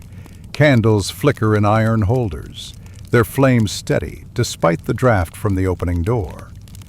Wooden pews stretch in neat lines, their surfaces worn smooth by countless hands. The congregation settles slowly. Men remove their hats, women bow their heads. The sound of shuffling feet gives way to stillness, broken only by the cough of an old man or the faint cry of a restless child. At the front, the altar stands dressed in white cloth, a single cross rising above it. Behind it, stained glass glows faintly with the weak winter light, colors muted but steady. Here, the fear of the streets is left outside. Here, for a time, the city breathes differently. The organ begins, deep, steady notes filling the air, rolling out like a tide. Voices rise to meet it, at first uneven, some hesitant, some unsure, then stronger, weaving together into one sound. The hymn carries across the pews up to the beams, out through the very walls. The words are old, familiar, the melody simple, but the effect is profound. For a moment, the voices of Whitechapel, voices that the night turned to whispers of fear, now join together in harmony. The sound is not perfect. Some sing off-key, some barely sing at all. But together, they create something that belongs to everyone present. The priest steps forward, his voice steady, measured, calm. He does not speak of wealth or power or empire. Instead, he speaks of endurance, of patience, of hope in small things. He reminds the congregation of the lilies in the field, of bread broken and shared, of widows and orphans cared for not by kings but by neighbors. His words are not thunderous. They do not rise like shouts of command. Instead, they flow like a river, steady and sure, carrying each listener with them. Some nod slowly, their eyes closed in thought. Others sit still, their faces unreadable. A few children fidget, restless with the stillness, until hushed by a gentle hand. And through it all, the bells outside toll again, as though answering each word with their own slow agreement. At the close of the service, a small wooden box is placed near the door. The poor box. Coins clink softly as they are dropped inside. Some give generously, though they have little. Others pass quietly with nothing to offer but a bowed head. But the box fills slowly, each coin a reminder of a community that survives not alone, but together. It will not make the poor rich. It will not drive away hunger entirely. But it will mean a loaf of bread for a child, or a blanket for an old man, or a candle for a widow. And in Whitechapel, such things are no small gift. Step outside, and the bells still ring faintly in the distance. The churchyard is quiet, its ground uneven with old stones, names faded by rain and time. Children run between the markers, their laughter rising into the morning air. Mothers call them back, but their voices are not harsh. The children's joy is not out of place here, for the churchyard holds both memory and life. The past resting in stone, the present moving freely above it. And in this mingling, there is a strange peace. The fog begins to lift slightly. The bells toll one final time, then fade. The day stretches ahead. The church bells do not erase the darkness of Whitechapel. They do not stop the hunger, or the sickness, or the fear that prowls in the alleys.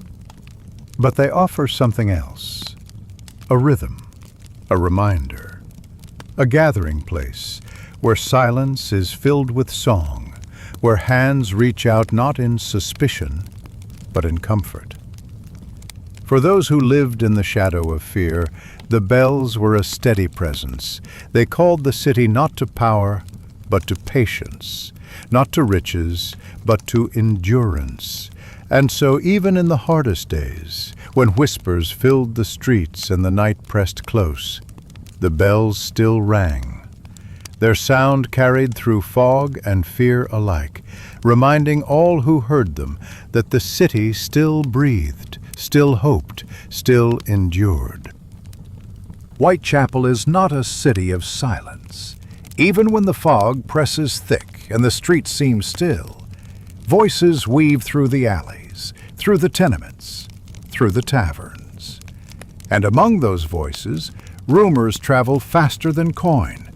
A single whisper can pass from one corner of the market to another in a single morning.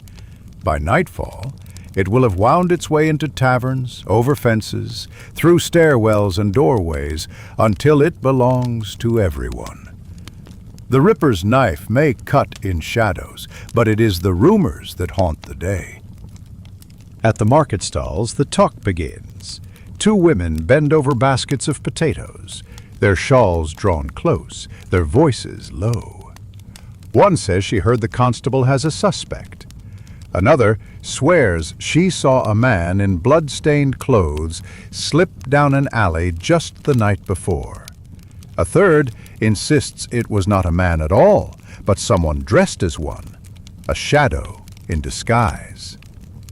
The stallholder listens without comment, weighing vegetables slowly, his eyes scanning the fog. Behind them, another cluster of voices rises. Every word contradicts the last. Every detail shifts with each telling, but all agree on one thing. The danger is real. And so the rumor grows like ivy along a wall, climbing higher with each passing moment. In the tenements, the rumors spread differently. Children carry them first, repeating half-heard tales picked up in the streets. A boy shouts that the killer was seen near the docks. A girl swears her neighbor knows the name of the next victim. Their voices ring in stairwells, bouncing from floor to floor. Then the adults take over. At night, when the rooms are crowded and the fire burns low, men and women lean closer, speaking in careful tones. Some say the killer is a butcher, slipping easily between blood and blade. Others say he is a foreigner, a stranger whose face no one truly knows. The tenement walls are thin, and so the stories never stay in one room. They pass from door to door, from family to family, until even the silence seems to hum with them. The taverns carry the loudest rumors. Men lean over their mugs, voices rough with ale, and declare with certainty what others only whisper. One boasts that he saw the murderer's shadow himself. Another swears he has spoken with a policeman who knows the truth but will not say it. A third laughs bitterly, saying the killer is no man at all, but a ghost, a punishment sent by heaven for the sins of the city. Each story is met with nods, or jeers, or silence, but none are dismissed outright. For in Whitechapel, where shadows hide so much, even the wildest story feels possible. And so the tavern becomes not just a place of drink, but a forge, where rumors are hammered into sharper, louder shapes, then carried back into the night. Then there are the papers. Every morning they arrive with bold headlines, their words spreading faster than footsteps. Some describe the murders in lurid detail, ink dripping like blood across the page. Others print wild speculation, weaving half-truths into full tales. Names are offered, then withdrawn. Suspects appear, then vanish. The papers claim to inform, but in truth, they feed the rumors, giving them new shapes, new fuel, new urgency. And so the city reads with both dread and hunger, eyes drawn to the headlines, even as hands tremble to turn the page. Among the rumors, one theme grows louder: the stranger. Men whisper that no true Englishman could commit such acts. It must be an outsider, they say, someone from distant lands, someone who does not belong. And so suspicion turns toward immigrants, toward those whose accents are different, whose clothes are not familiar. The fear of the killer becomes tangled with the fear of the other, and in that knot, suspicion grows dangerous. Windows are broken, voices rise in anger. The community strains against itself, rumor turning not just into fear, but into blame. In kitchens and doorways, women speak in hushed tones. Their words are not wild speculation, but practical warnings. Do not walk alone. Do not linger in alleys. Stay near the lamps, no matter how faint the light. Mothers remind daughters, sisters remind sisters, neighbors remind neighbors. The words repeat until they become part of the rhythm of daily life, like prayers murmured against the night. And yet, even with warnings, necessity pushes many back into the streets after dark. Hunger, rent, and work care little for safety. And so the rumors become less a shield and more a reminder that danger waits, always near, always close. The constables patrol, their boots loud on the cobblestones, their lanterns swinging in the dark. They speak firmly, dismissing the rumors as exaggerations, insisting that order is being kept. But even their denials are swallowed by doubt. For if order truly exists, why do the murders continue? If the streets are safe, Why do the shadows feel so heavy? The people listen, but they do not believe. The rumors are louder than the law. By evening, the city hums with stories. Each tavern, each tenement, each market stall has added its part. And though the words contradict, they weave together into something larger. A chorus of fear. A city speaking to itself in fragments and half-truths. For rumors do more than frighten. They shape the way people walk, the way they look at strangers, the way they close their doors at night. They are not just words. They are actions, decisions, changes in the rhythm of daily life. And so the city itself begins to shift, reshaped not by certainty, but by whispers. Reflection. Rumors are not facts. They do not stand on evidence or proof or clarity. And yet, in Whitechapel, in the autumn of 1888, they mattered more than any fact could. For in the absence of certainty, rumor became survival. To believe, to repeat, to warn was to protect oneself, if not from the knife, then at least from the ignorance that left one vulnerable. The Ripper's shadow was one thing, but the voices of Whitechapel were another. A constant tide carrying fear, suspicion, hope, and despair all at once. The city breathed in rumor as much as it did fog, and both lingered long after the night had passed. When the markets close, when the taverns grow dim, when the streets outside fill with the thick hush of fog, there comes a different kind of sound in Whitechapel. The sound of rooms that fall quiet. The sound of breathing behind thin walls. The sound of silence pressed tight, as though even words are afraid to be heard. For while the rumors of the day carry loudly through the streets, the nights belong to the silence of the rooms, where families huddle close, where candles burn low, and where fear settles in like another piece of furniture. Each night begins with ritual. The bolt drawn across the door, the candle trimmed, the window shutters pulled tight. Mothers glance once more at the children before the flame grows smaller. Men stand at the doorframe, listening to the sounds of boots outside, to the faint rattle of a cart, to the echo of laughter that quickly fades. The bolt does not stop the fear, but it is something to hold against the night. A small act of resistance, a thin line between danger and safety. And in Whitechapel, even the thinnest line is clung to fiercely. Many families do not sleep alone. In the tenements, rooms are crowded. Two families may share the same bed. Strangers, having paid a penny for shelter, lie side by side without names. The air is thick with the smell of damp clothes, of smoke, of unwashed skin. Silence here is not empty. It is heavy. It presses against the closeness of bodies, against the restless turning of sleepers. Words are avoided, not because there is nothing to say, but because there is too much.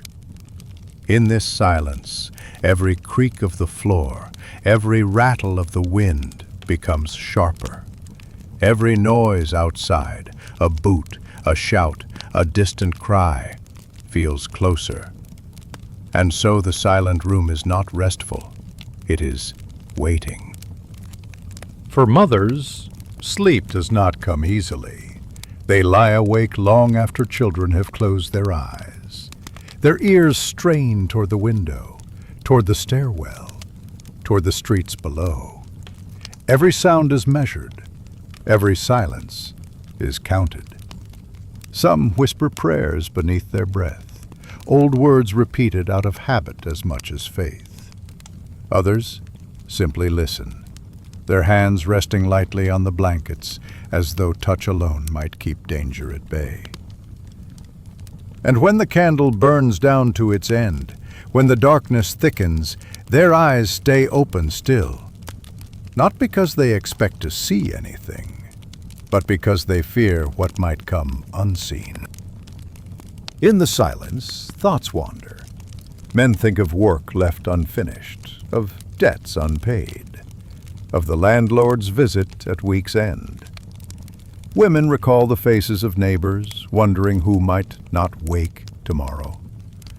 Children, half asleep, drift between dreams and overheard whispers, their minds shaping shadows into monsters. The Ripper is not just a figure of the streets. He is a presence in these rooms, shaping the private thoughts of each inhabitant. Even unseen, even unknown, he dictates the rhythm of the night. And so silence is never empty. It is filled with thought, with fear, with memory, with imagination.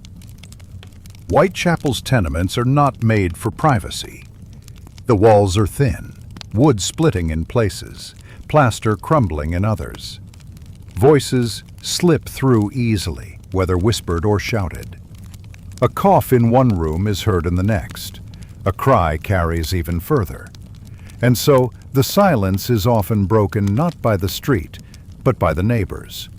A muffled quarrel, a lullaby sung softly in the dark, a sudden shout that echoes too loudly, too late. These sounds are reminders that the building itself is alive, filled with breath and movement. Yet they also remind each family how close they are to one another, how little space separates them. And in a city where fear travels like smoke, closeness can feel like confinement. Sometimes, silence is broken by footsteps. A lodger returns late, his boots heavy on the stairs. Or perhaps a stranger pays for a bed in the middle of the night, slipping into the room with little more than a nod. In Whitechapel, where survival often depends on coin, suspicion is swallowed. Rooms are shared, strangers accepted, questions left unasked. But still, in the dark, when a new sleeper shifts nearby, fear tightens in the chest. For how can one know who lies so close, whose breath mingles in the same stale air, whose shadow stretches across the same thin floorboards? Not every family can afford candles.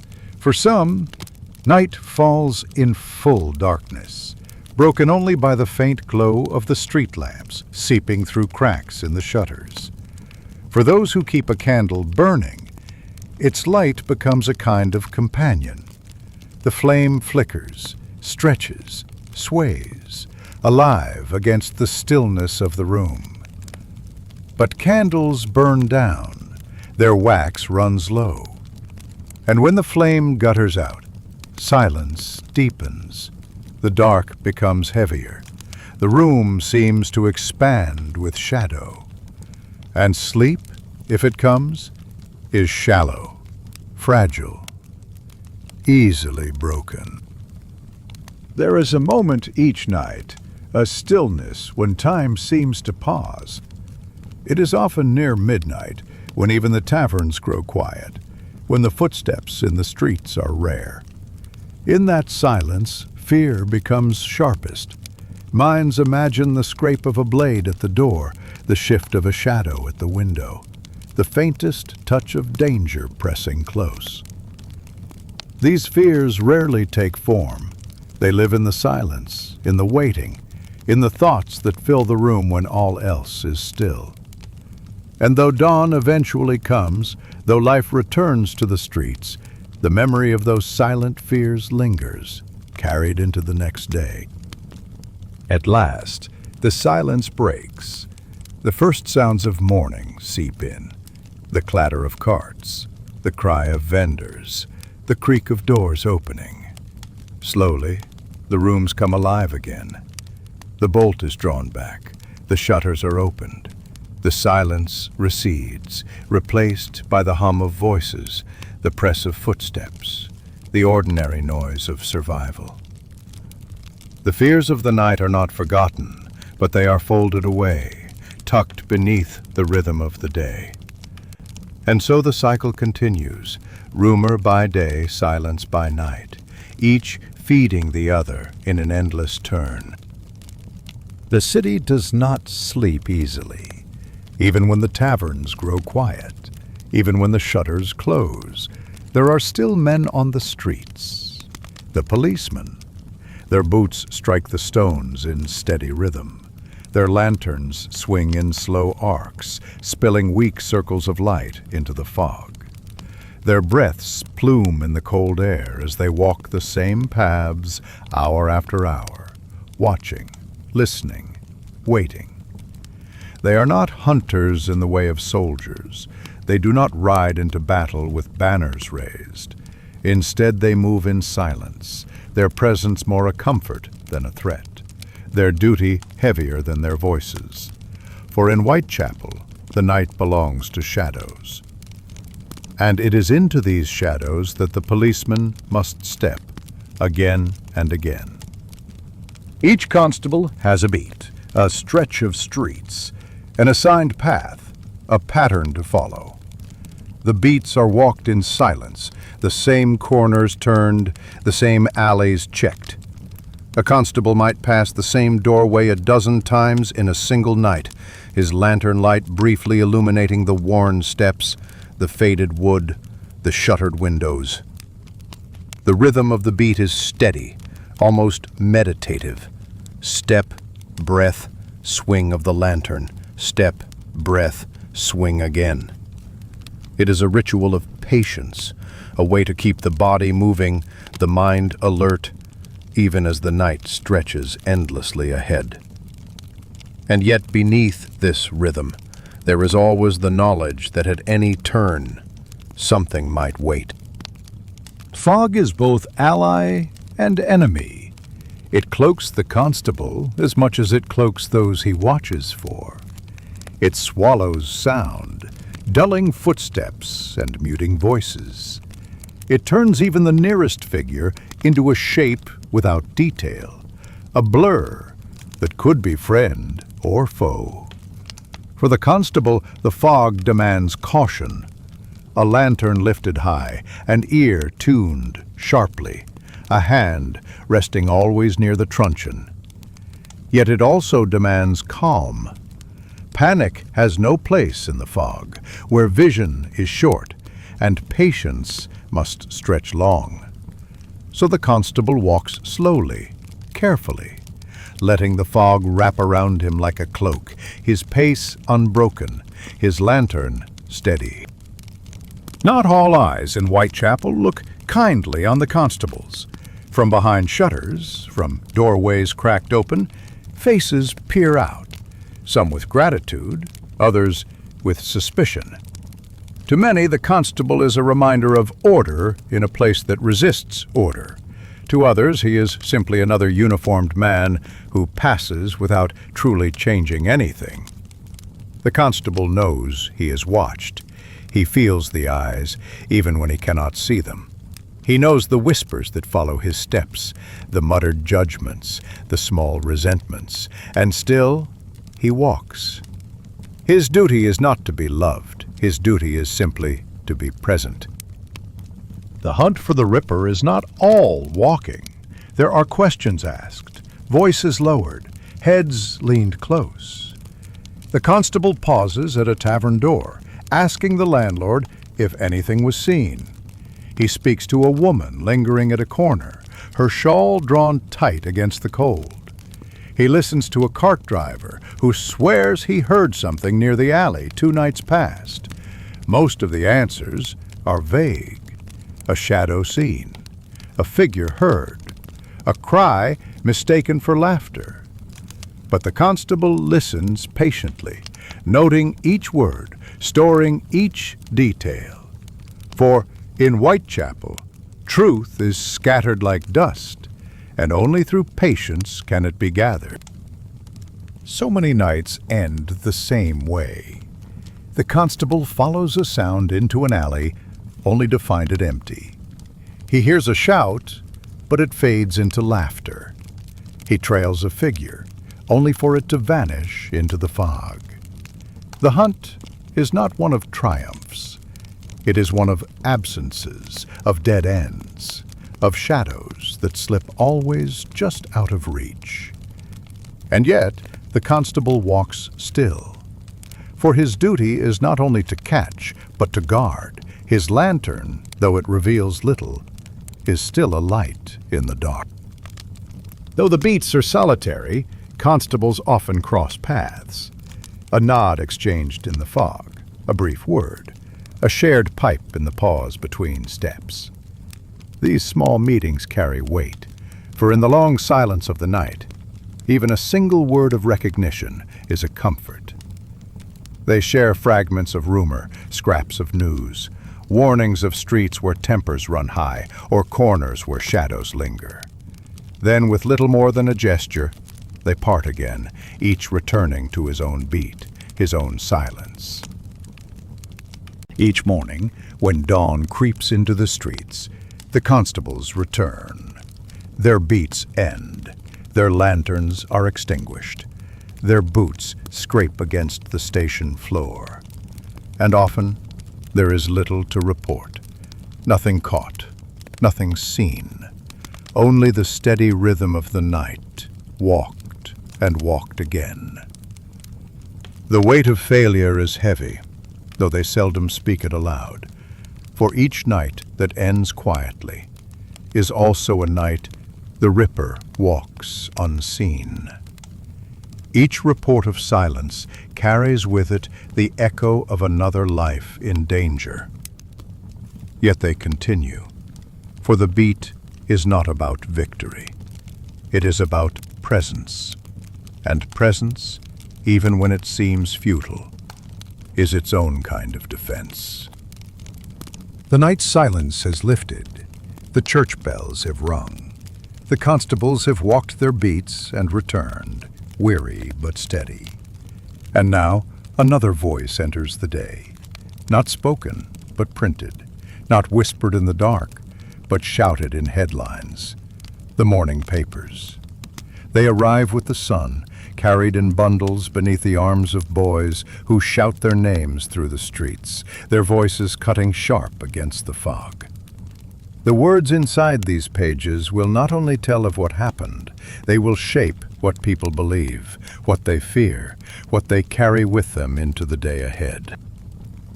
The first thing that catches the eye is not the words themselves, but their size.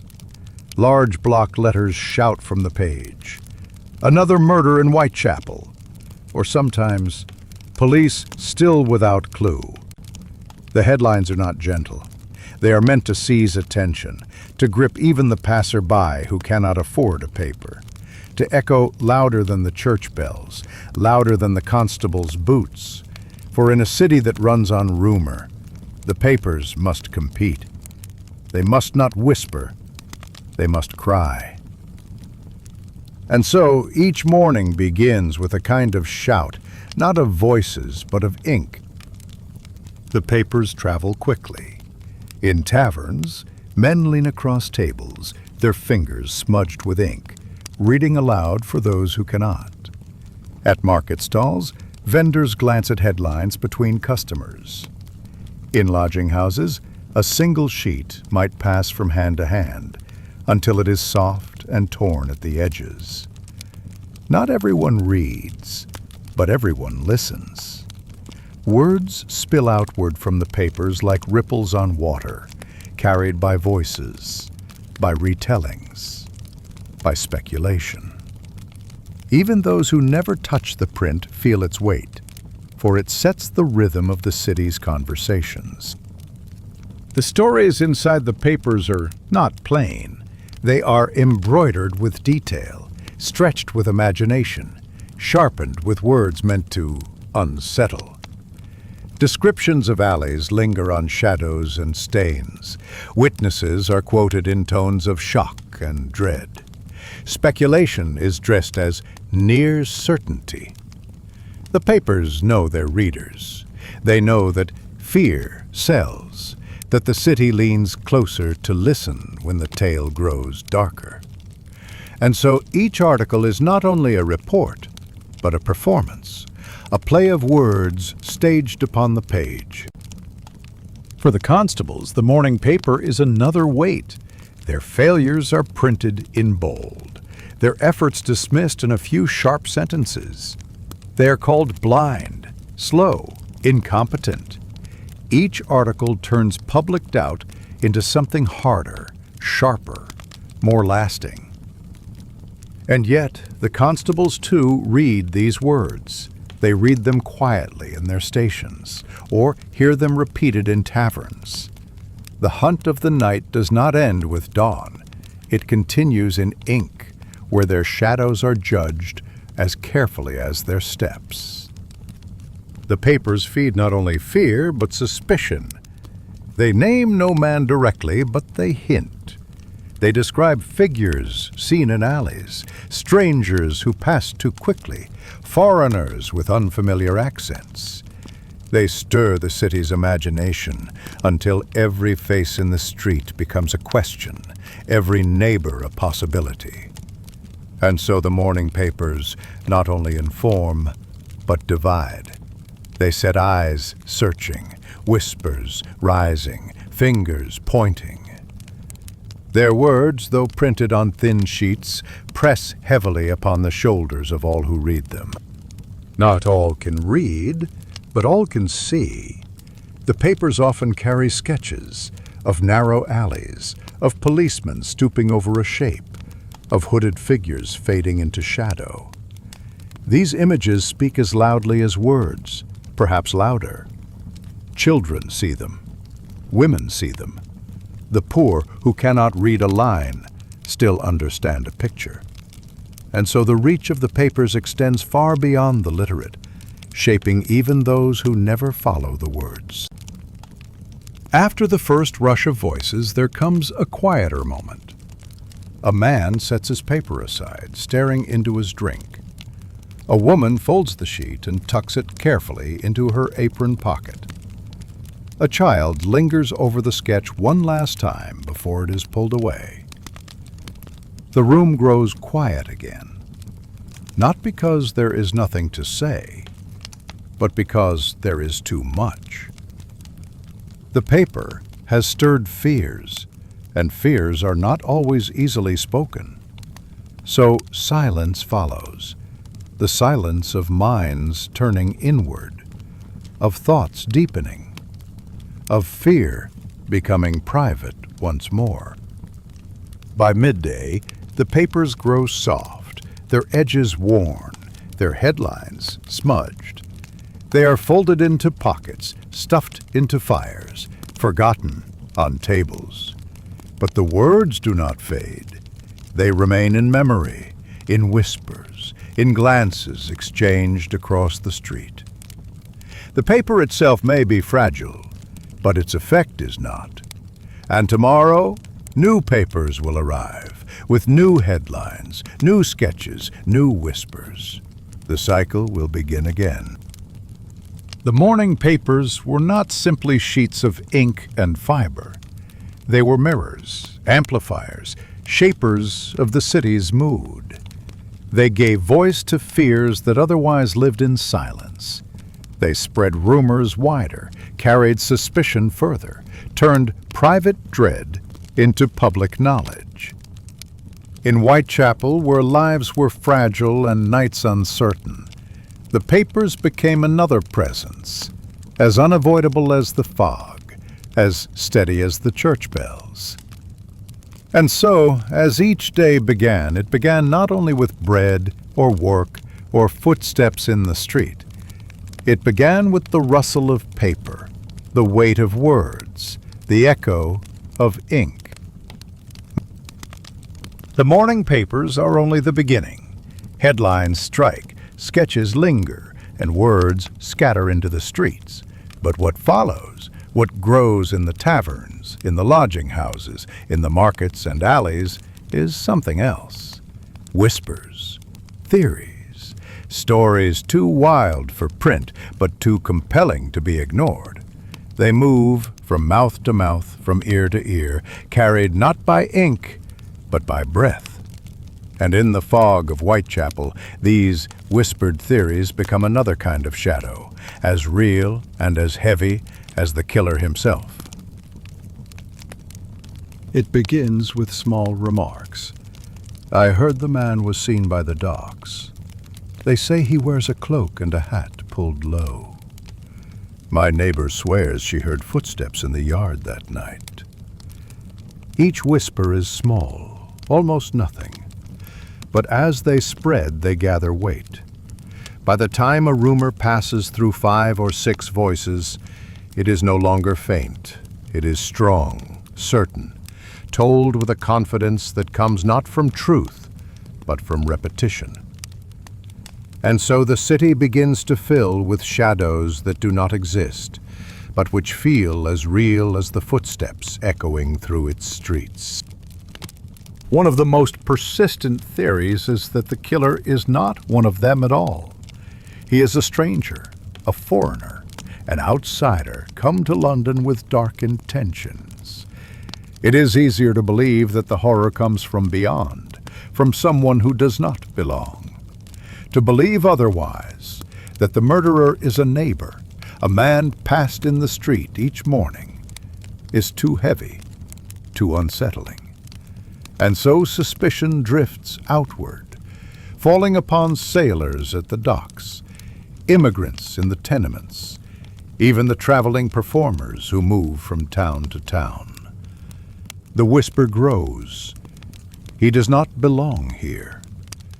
It is less a theory than a wish, a way of pushing the horror away from one's own doorstep. But there are other whispers, darker still.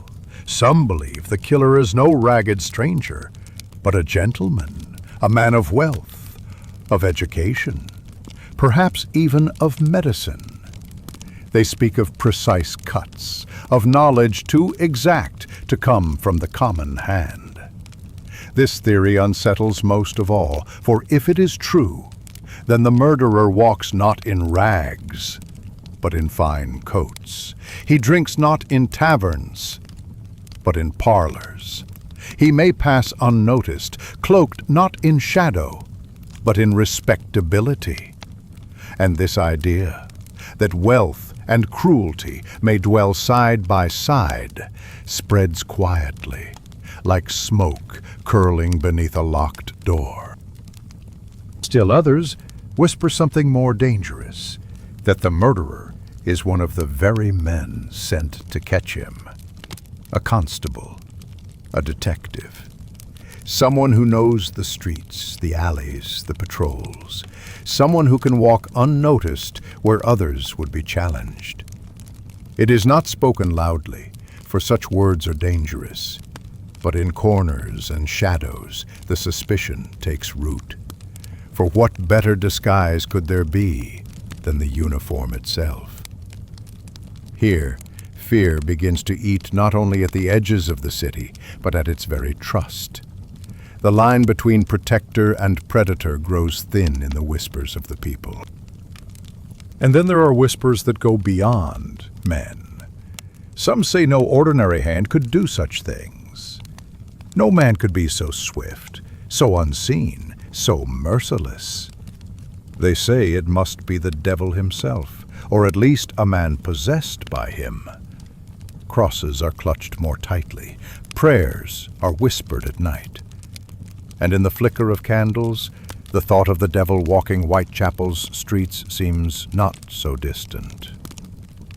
This theory comforts some, for it places the horror beyond human reach. But it terrifies others even more, for how does one hunt what is not of flesh? Whispers do not spread by accident. They spread through voices eager to be heard. In taverns, storytellers rise above the crowd, weaving rumors into tales that captivate the drunken and the weary alike. They add details never printed, never proven.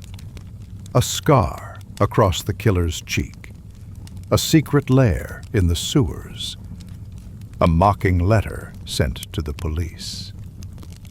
Each tale grows richer, stranger, more impossible.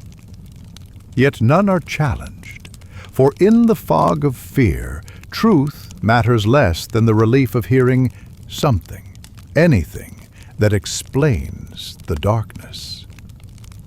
And so the theories multiply, each story feeding the next, until rumor becomes a kind of entertainment, as chilling as it is irresistible.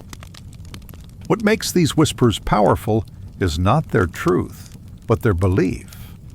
A woman who hears that the killer is a gentleman looks differently at the doctor passing in the street. A man who hears that it is a foreigner looks with suspicion at his neighbor. A child who hears of the devil sleeps more fitfully at night. Belief shapes perception, and perception shapes reality. Theories, once whispered enough times, become truths in the minds of those who need them to be. And thus, even falsehoods leave real scars. By nightfall, the whispers have grown. By morning, they fade, only to begin again with the next headline, the next rumor, the next frightened voice. There is no end to them, only a circling, a returning, a spiraling deeper into fear. Theories may contradict, but this matters little. What matters is not coherence, but survival. The need to place fear into some shape, some form, some story that can be told aloud. And so Whitechapel becomes not only a place of shadows, but of stories. Stories that wound as sharply as knives, stories that linger as heavily as fog. The whispered theories were more than idle chatter. They were the city's attempt to understand itself, to give meaning to horror, to place chaos into some kind of order. But in their telling, they also deepened the fear. They divided neighbor from neighbor. They blurred the line between fact and imagination. They made the killer larger, darker, more untouchable than any one man could ever be. And perhaps that was their true power, not in naming him, but in making him into something more than human. A figure of shadow, a presence in the fog. An echo whispered from lip to lip, until it seemed the whole city spoke in a single, hushed voice. There are streets and there are alleys. There are taverns, markets, and lodging houses. But sometimes the most telling place to observe Whitechapel is not in the open at all. It is from behind the glass, or the cracked shutters, or the heavy curtains pulled just so. Here the people become watchers, silent, waiting, peering into the fog with eyes that never settle, caught between the wish to see and the wish never to see at all. And it is in these windows, dimly lit, dust-fogged, trembling with candlelight, that the true mood of the city can be found. A window is both shield and invitation. To close the curtain entirely is to surrender to darkness, to shut the world out completely. To leave it wide open is unthinkable, and so the compromise is made. Curtains half drawn, shutters cracked, a sliver of the outside visible. Through this narrow space, the world is watched. A passerby, a shadow, a flicker of lamplight, a policeman on patrol, or perhaps, if the whispers are true, something else. The watchers lean close to the glass, breath fogging faintly against the cold pane, ears straining for footsteps, always wondering, if he passed tonight, would they see him, or would he already be gone, silent as the fog. For mothers, the window becomes more than a curiosity. It becomes a kind of guard post. Children sleep fitfully in narrow beds, unaware or half aware of the fear that fills the room. And at the window, the mother waits, candle guttering beside her. She watches, not for excitement, not for stories, but for safety. She counts the steps of the patrolman as if they were the ticking of a clock. She listens for silence in the alley, the dangerous silence, the kind that seems to lean forward and press against the glass. Every shadow could be him. Every passing figure could be the one whose name no one dares to speak aloud in full. And so she keeps vigil, as though by watching she might hold the night itself at bay. Not all watchers are families. In the lodging houses, men and women lean from shared windows, shoulders hunched against the draft, staring out into the night. For them, the watching is different. It is not only about fear, it is also about belonging, about being part of the same tense silence that seems to unite the city. They watch as others watch.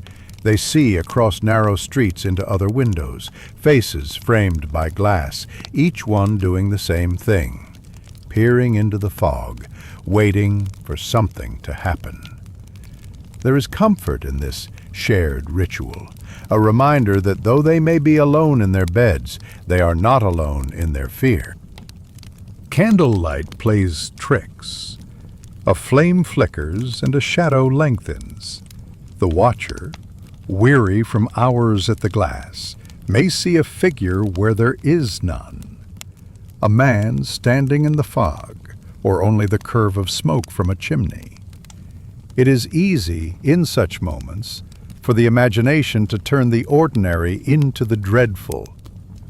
And so, in Whitechapel, the very light becomes suspect. A candle meant to comfort instead becomes the tool of the shadows. The line between watcher and watched blurs.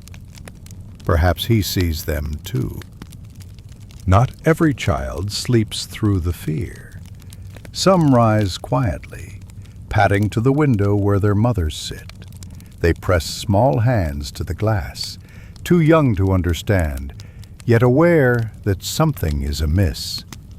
To them, the fog is simply mysterious, not yet terrifying. They ask questions in whispers. What are we looking for? Why can't we sleep? The mothers hush them, stroking hair, but cannot fully answer, for what words are there to explain watching for danger without form, waiting for footsteps that may never come? The children watch a while, then grow drowsy, returning to bed. But the watchers remain. At times, footsteps do echo in the street, not the killer's, just another lodger, another worker, another man stumbling home late. But to the watchers at the windows, each sound is a test. Is this the moment? Is this the night? A drunkard reels against the wall, cursing softly, and laughter bubbles from behind the curtains, not from joy, but from release. Relief that the figure outside is only a man, flawed but ordinary. The laughter fades quickly, replaced by the stillness once more, for another set of footsteps will come, sooner or later. Every watcher believes, in some moment, that they have seen him, a tall shadow beneath the lamp, a figure that lingers too long at the corner, a hat brim pulled low. The image lingers in memory, whispered to neighbors the next day, but none can prove it, none can agree. Each watcher is certain, yet each sight is different. In truth, they may have seen only what fear wished them to see, but the memory burns as though it were real. And so the watchers become another source of rumor, adding fuel to the whispers already drifting through the city. Watching is not easy. Hours pass slowly. The fog thickens, then thins. The lamplight fades, then flares again with the wind. At some point, the weight of silence grows unbearable. The watcher's head nods forward, candle guttering. Sleep presses hard, yet they resist it. To sleep feels like surrender.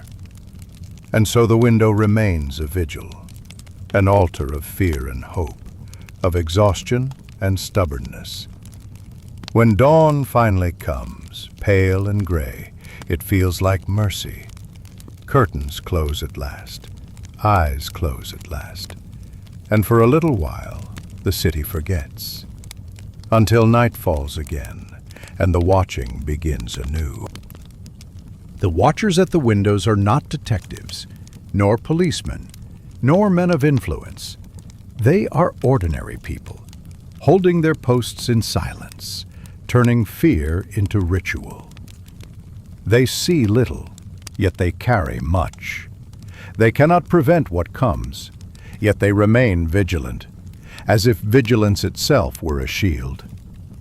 Their eyes, peering through glass and fog, are the truest mirrors of Whitechapel.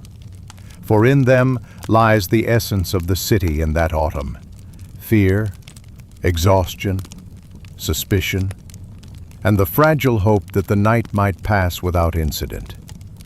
And though history remembers names, dates, and crimes, it forgets these eyes. Yet they too were part of the story, the silent witnesses, staring into the fog, waiting for something that might never come. Silence is never truly silent. Even in the stillest hour, there are echoes, faint, uncertain, unsettling. In Whitechapel, after the killings, it was not only the crimes themselves that weighed on the people, it was the absence, the spaces between the strikes, the long nights when nothing happened, but everything might. And in those spaces, footsteps, imagined, real, or half-remembered, became more powerful than the crimes themselves. There are nights when the streets are empty, not a drunk stumbling home, not a policeman's steady tread, not a cart rattling on the stones. Only fog, only lamplight, only the faint drip of water from gutters. Yet even in such stillness, the ears strain, the mind waits, and in that waiting, every shift of the wind, every creak of wood becomes something more. The streets themselves seem to lean forward, listening with the same tension as those who hide behind their windows. Footsteps are strange things. They do not always belong to feet. A dripping pipe may echo like heels on stone. A settling house beam may mimic the weight of a man stepping near. Even the heartbeat of the listener, pounding too loudly, may become the rhythm of an unseen walker. And so, in Whitechapel, people hear what is not there. They sit awake in their beds, certain that someone has passed beneath the window. They press to the glass, searching for a shadow that has already melted back into the fog. The footsteps are not real, yet they leave the same impression, the sense that someone is always near, even when no one is. Not all footsteps are empty. The constables walk their beats, boots steady against stone.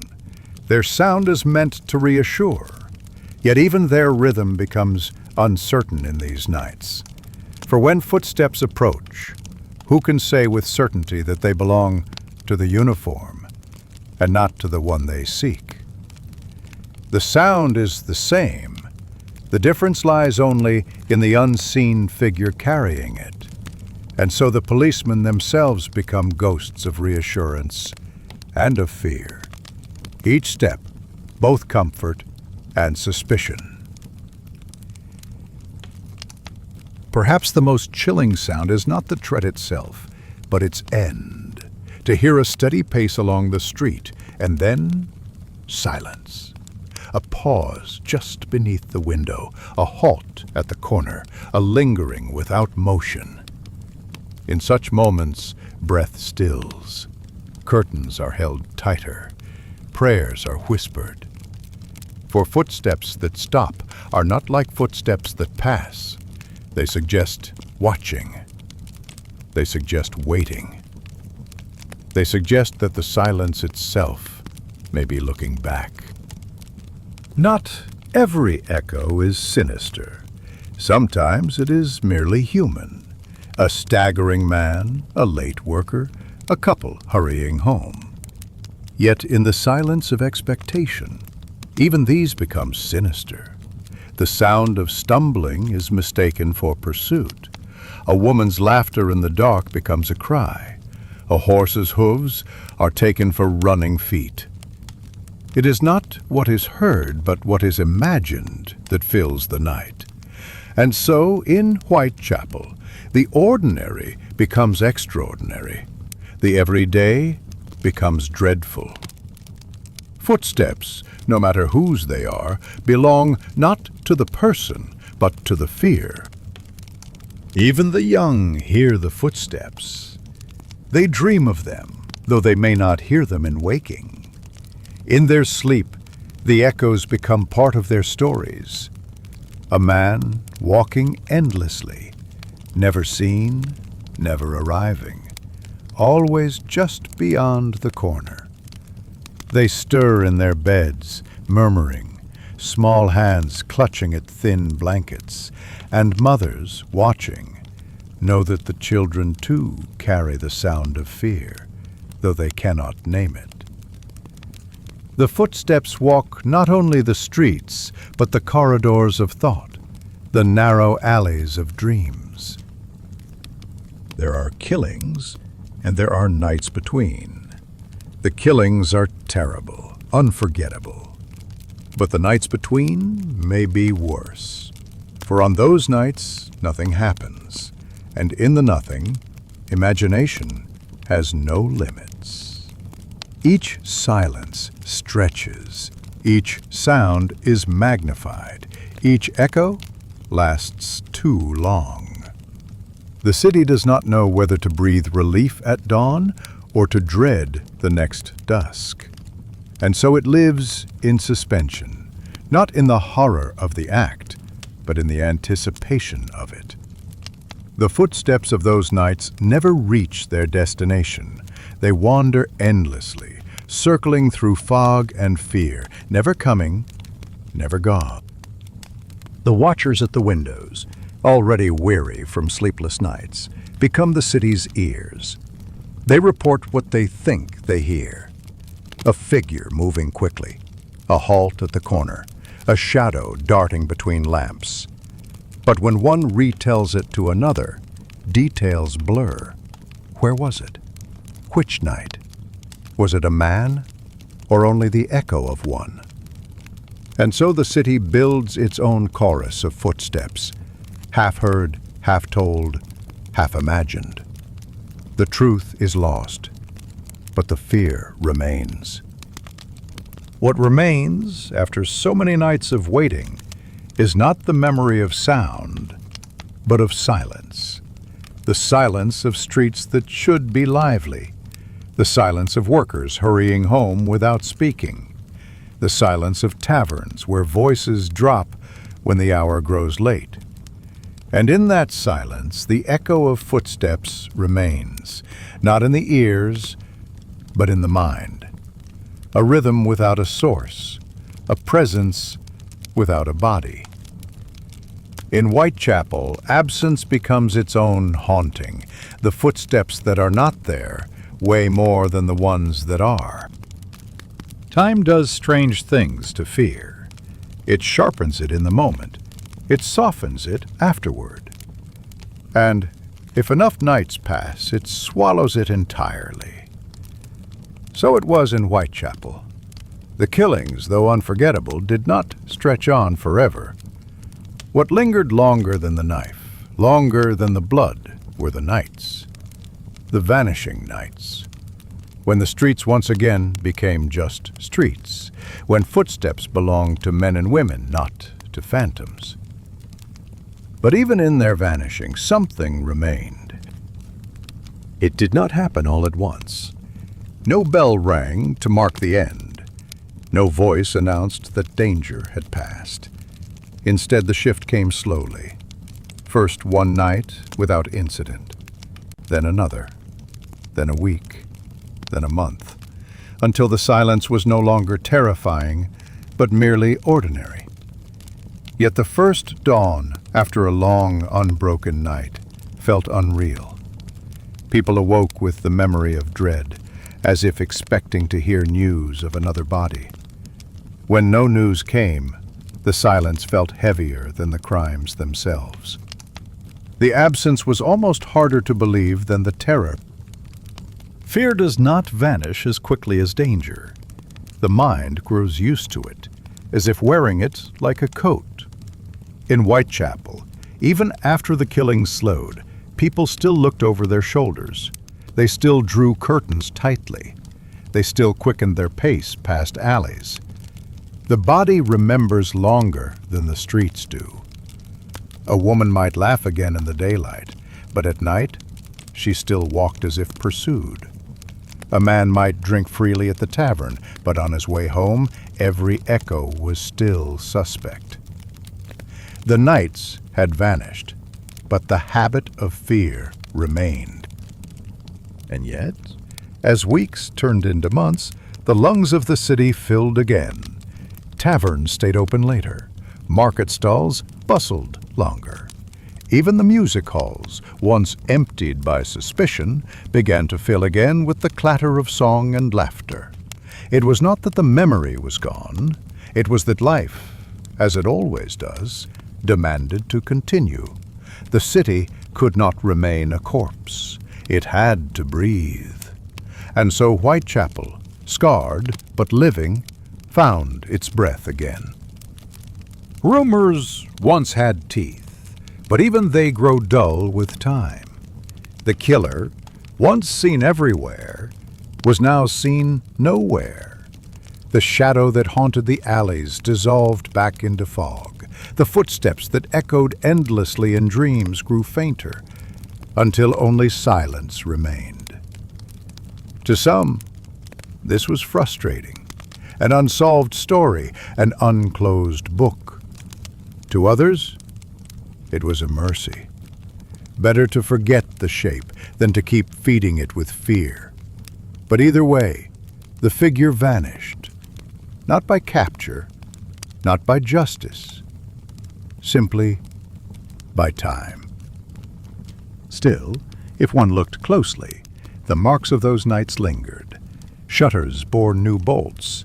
Curtains were drawn tighter than before. Mothers hushed their children earlier, urging them to bed before the darkness thickened. The memory was written into the architecture, the daily rhythms, the silences between words. Even as nights returned to normal, the windows remembered, and through them, the city carried its scars. In the taverns and markets, the killings no longer filled every conversation. But when they did, the stories had already begun to change. Details blurred, facts twisted. One man swore he had seen the killer. Another claimed he had nearly been chosen. Another told the tale as though it had happened in some other city altogether. And so the vanishing nights gave birth to another kind of presence. Not footsteps, but stories. The figure disappeared into time, only to reappear in tale after tale. The danger faded. The streets regained their rhythm. The nights returned to silence. But weight lingers, even after it is lifted. A woman walking home late still glanced behind her, though nothing followed. A child sleeping near the window still dreamed of footsteps. A policeman still pressed his lantern deeper into the fog, even when he expected nothing. The nights had vanished. The fear had not. And perhaps, in truth, it never would. At last, the vanishing nights blended into ordinary time. The city's wounds did not disappear, but they dulled. The silence no longer hummed with expectation. The streets no longer leaned forward, listening for unseen steps. And Whitechapel, in its weary way, began again. The nights that once held terror now held only darkness. The echoes that once carried dread now faded harmlessly into fog. And yet, if one listens closely, in the quietest hours, when the lamps gutter and the wind turns, the mind still wonders, still listens, still remembers. For some footsteps never vanish entirely. Silence has its own weight.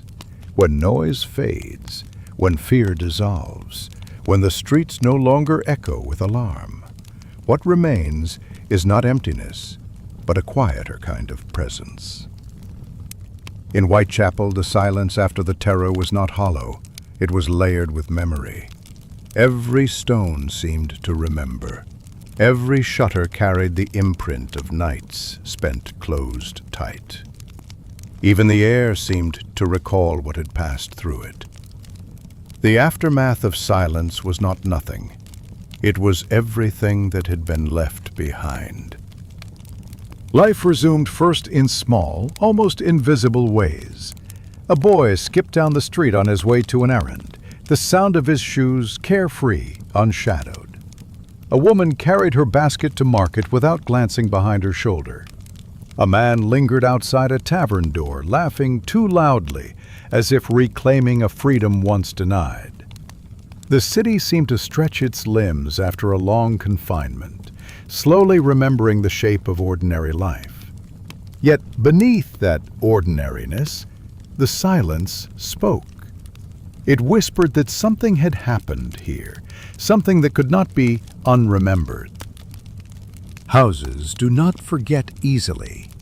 The tenements, with their cracked bricks and weary windows, held the memory of drawn curtains, of hushed rooms, of whispered prayers behind closed doors. Every latch carried the weight of hands that fastened it in fear. Every floorboard recalled the pacing of footsteps that would not rest until dawn. The silence did not erase the past. It inscribed it deeper. Each brick became a witness, each door frame a listener, each alley a keeper of echoes. In time, people began to speak less of the murders, not because they were forgotten, but because they had become too heavy to carry in every conversation. The lull after the storm had its own rhythm. Work resumed. Meals were cooked. Children played. The murders became part of the background, not the foreground. And yet, the silence that followed them gave every action a sharper outline.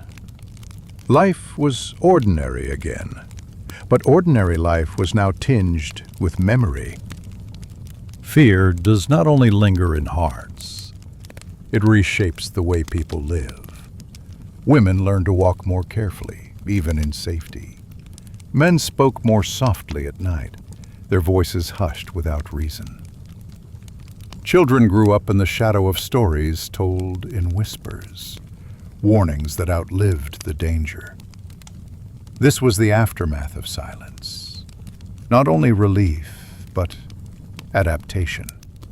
The crimes did not continue, yet their shadow did. And in many ways that shadow was longer than the nights themselves. Though the killer had vanished into time, the stories refused to vanish with him. At taverns, men still leaned close, trading versions of the tale. In markets, women still spoke of the names, as though repeating them could keep them alive. And at night, children whispered to one another, daring each other to walk down alleys, to see if the shadow might still be waiting. The silence after the storm became filled not with footsteps, but with stories. The tales grew, softened, reshaped. And in this way the presence lingered, not on the streets, but in memory. The silence also carried another weight, the weight of questions unanswered. Who had he been? Where had he gone? Why had the nights ended when they did? These questions lived on long after the footsteps had faded, and perhaps that was the heaviest part of the aftermath, not what was known, but what was not. In this way, the silence was never complete. It was always interrupted by doubt, by the knowledge that absence does not mean closure. Still, even with its weight, Whitechapel did move forward. It had to. The people who lived there had no choice but to keep living, keep working, keep breathing. Children grew older. Workhouses filled again with tired hands. Factories echoed once more with the sound of labor. And in that persistence, the city declared itself alive. Scarred, yes. Changed, certainly. But alive. The silence, in its aftermath, was not a void. It was a reminder that life continues. Always. And so, as months turned into years, the silence after the storm became part of the fabric of the city. Not forgotten, not erased, but woven in like a darker thread in a cloth otherwise ordinary. For the people of Whitechapel, silence was not emptiness. It was memory. It was the sound of survival. And though the nights had vanished, though the footsteps had ceased, the silence itself remained, steady, heavy, and eternal. The aftermath of silence was not nothing. It was life, continuing. And that, in its quiet way, was enough. Nights in Whitechapel no longer trembled with expectation. The echoes, once so sharp, had softened. The shadows, once alive with suspicion, had settled back into ordinary darkness. The city had survived the storm, and in the aftermath, it learned how to be quiet again. This was not the silence of dread, nor of danger waiting. It was the silence of a city breathing, a city enduring, a city carrying its scars, but moving forward all the same. Whitechapel had become, once more, a quiet city. It began with the ordinary, the sound of boots on cobblestones, not hurried, not afraid, but steady. The smell of bread wafting from the corner bakery, baked in the same ovens that once stood unused on fearful nights. The laughter of children, playing in narrow courts, chasing one another past worn brick walls. Ordinary things, so small, but so powerful. It was in these simple rhythms that the city found its voice again. Not loud, not triumphant, but calm. The sound of a city that had endured. The factories echoed once more with hammers and looms. The markets filled with voices trading goods, haggling over bread, fish, and coal. The taverns glowed in the evenings, their windows bright with lanterns, their doorways spilling laughter into the night air. Work filled the days, rest filled the nights. And though Whitechapel was never a city of luxury, never a place of ease, it was alive. The heartbeat of the district was steady once again. Yet, even in its quiet, the city did not forget. Every corner, every alley, still carried memory. Not sharp, not terrifying anymore, but softened like a scar. A shadow here reminded someone of footsteps once feared. A shuttered window reminded another of whispered prayers in the dark. A lantern, guttering in the fog, called back the image of a night when silence was not peace, but peril. The quiet city was not free of its past. It had simply learned to carry it differently. A new generation grew up in the wake of those nights. For them, the terror was a story told in hushed tones, not a memory lived. They played in the same streets their parents once hurried through, laughed in the same rooms where curtains had been drawn tight. They carried the stories, but not the fear. They heard the names, but not the footsteps. And in them, the city found its quiet future. Time is not a cure. It does not erase, it does not undo, but it softens. It blunts the edge of memory, takes the sting from the sharpest of nights, and folds even the darkest moments into the fabric of ordinary days. So it was in Whitechapel. The nights of fear did not vanish. They became part of the city's long story. One chapter among many, written into brick and fog, into market cries and factory bells. The healing of time was not forgetting. It was enduring. And so the city found its rhythm again. The toll of church bells in the morning, the calls of hawkers at noon, the clatter of boots in the evening, followed by the hush of night. A rhythm that was not remarkable, not extraordinary, not grand, but it was steady, and after all that had passed, steady was enough. This was the sound of the quiet city. Whitechapel did not become wealthy. It did not become safe from hardship. But it endured. Its people endured. Its nights endured. And perhaps that is the truest measure of survival. Not the absence of scars, but the ability to keep moving with them, to breathe through them, to let life return, softly, steadily, again and again.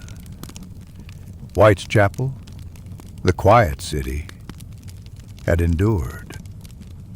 Now, when one walks its streets, in thought, in story, in dream, the echoes are still there, but they are no longer fearful. They are simply the echoes of life lived long ago. The footsteps, the whispers, the lanterns in the fog, they belong to memory now. And the city, scarred but steady, rests quietly beneath them. This was Whitechapel. This was the quiet city. And so our walk comes to its end. The streets of Whitechapel grow still. The gas lamps flicker faintly, the fog lifts, and the echoes dissolve into silence. What was once sharp and fearful has softened, carried away by time, folded into the fabric of memory. We have walked together through alleys and markets, through taverns and tenements, through nights heavy with dread and mornings quiet with relief. We have listened to the voices of the past, not kings or generals, but the ordinary lives that moved quietly in the shadow of fear. And now, as the story fades, what remains is not the terror, but the endurance, not the shadow, but the light that returned after it. Perhaps that is what history truly leaves us. Not answers, not closure, but echoes. Echoes of footsteps, of whispers, of hearts that beat in the dark and carried on. Whitechapel endured. Its people endured. And in their endurance we see a mirror of our own. The story does not need to end with resolution. It ends with quiet. And sometimes, quiet is enough. Now, as you rest, let the streets fade. Let the lanterns dim. Let the silence of Whitechapel become the silence of your own room. You have walked long roads tonight, through fog and shadow, through memory and story. It is time now to set them down. Close your eyes, let the echoes drift away, and let sleep, gentle and unhurried, take their place. Good night.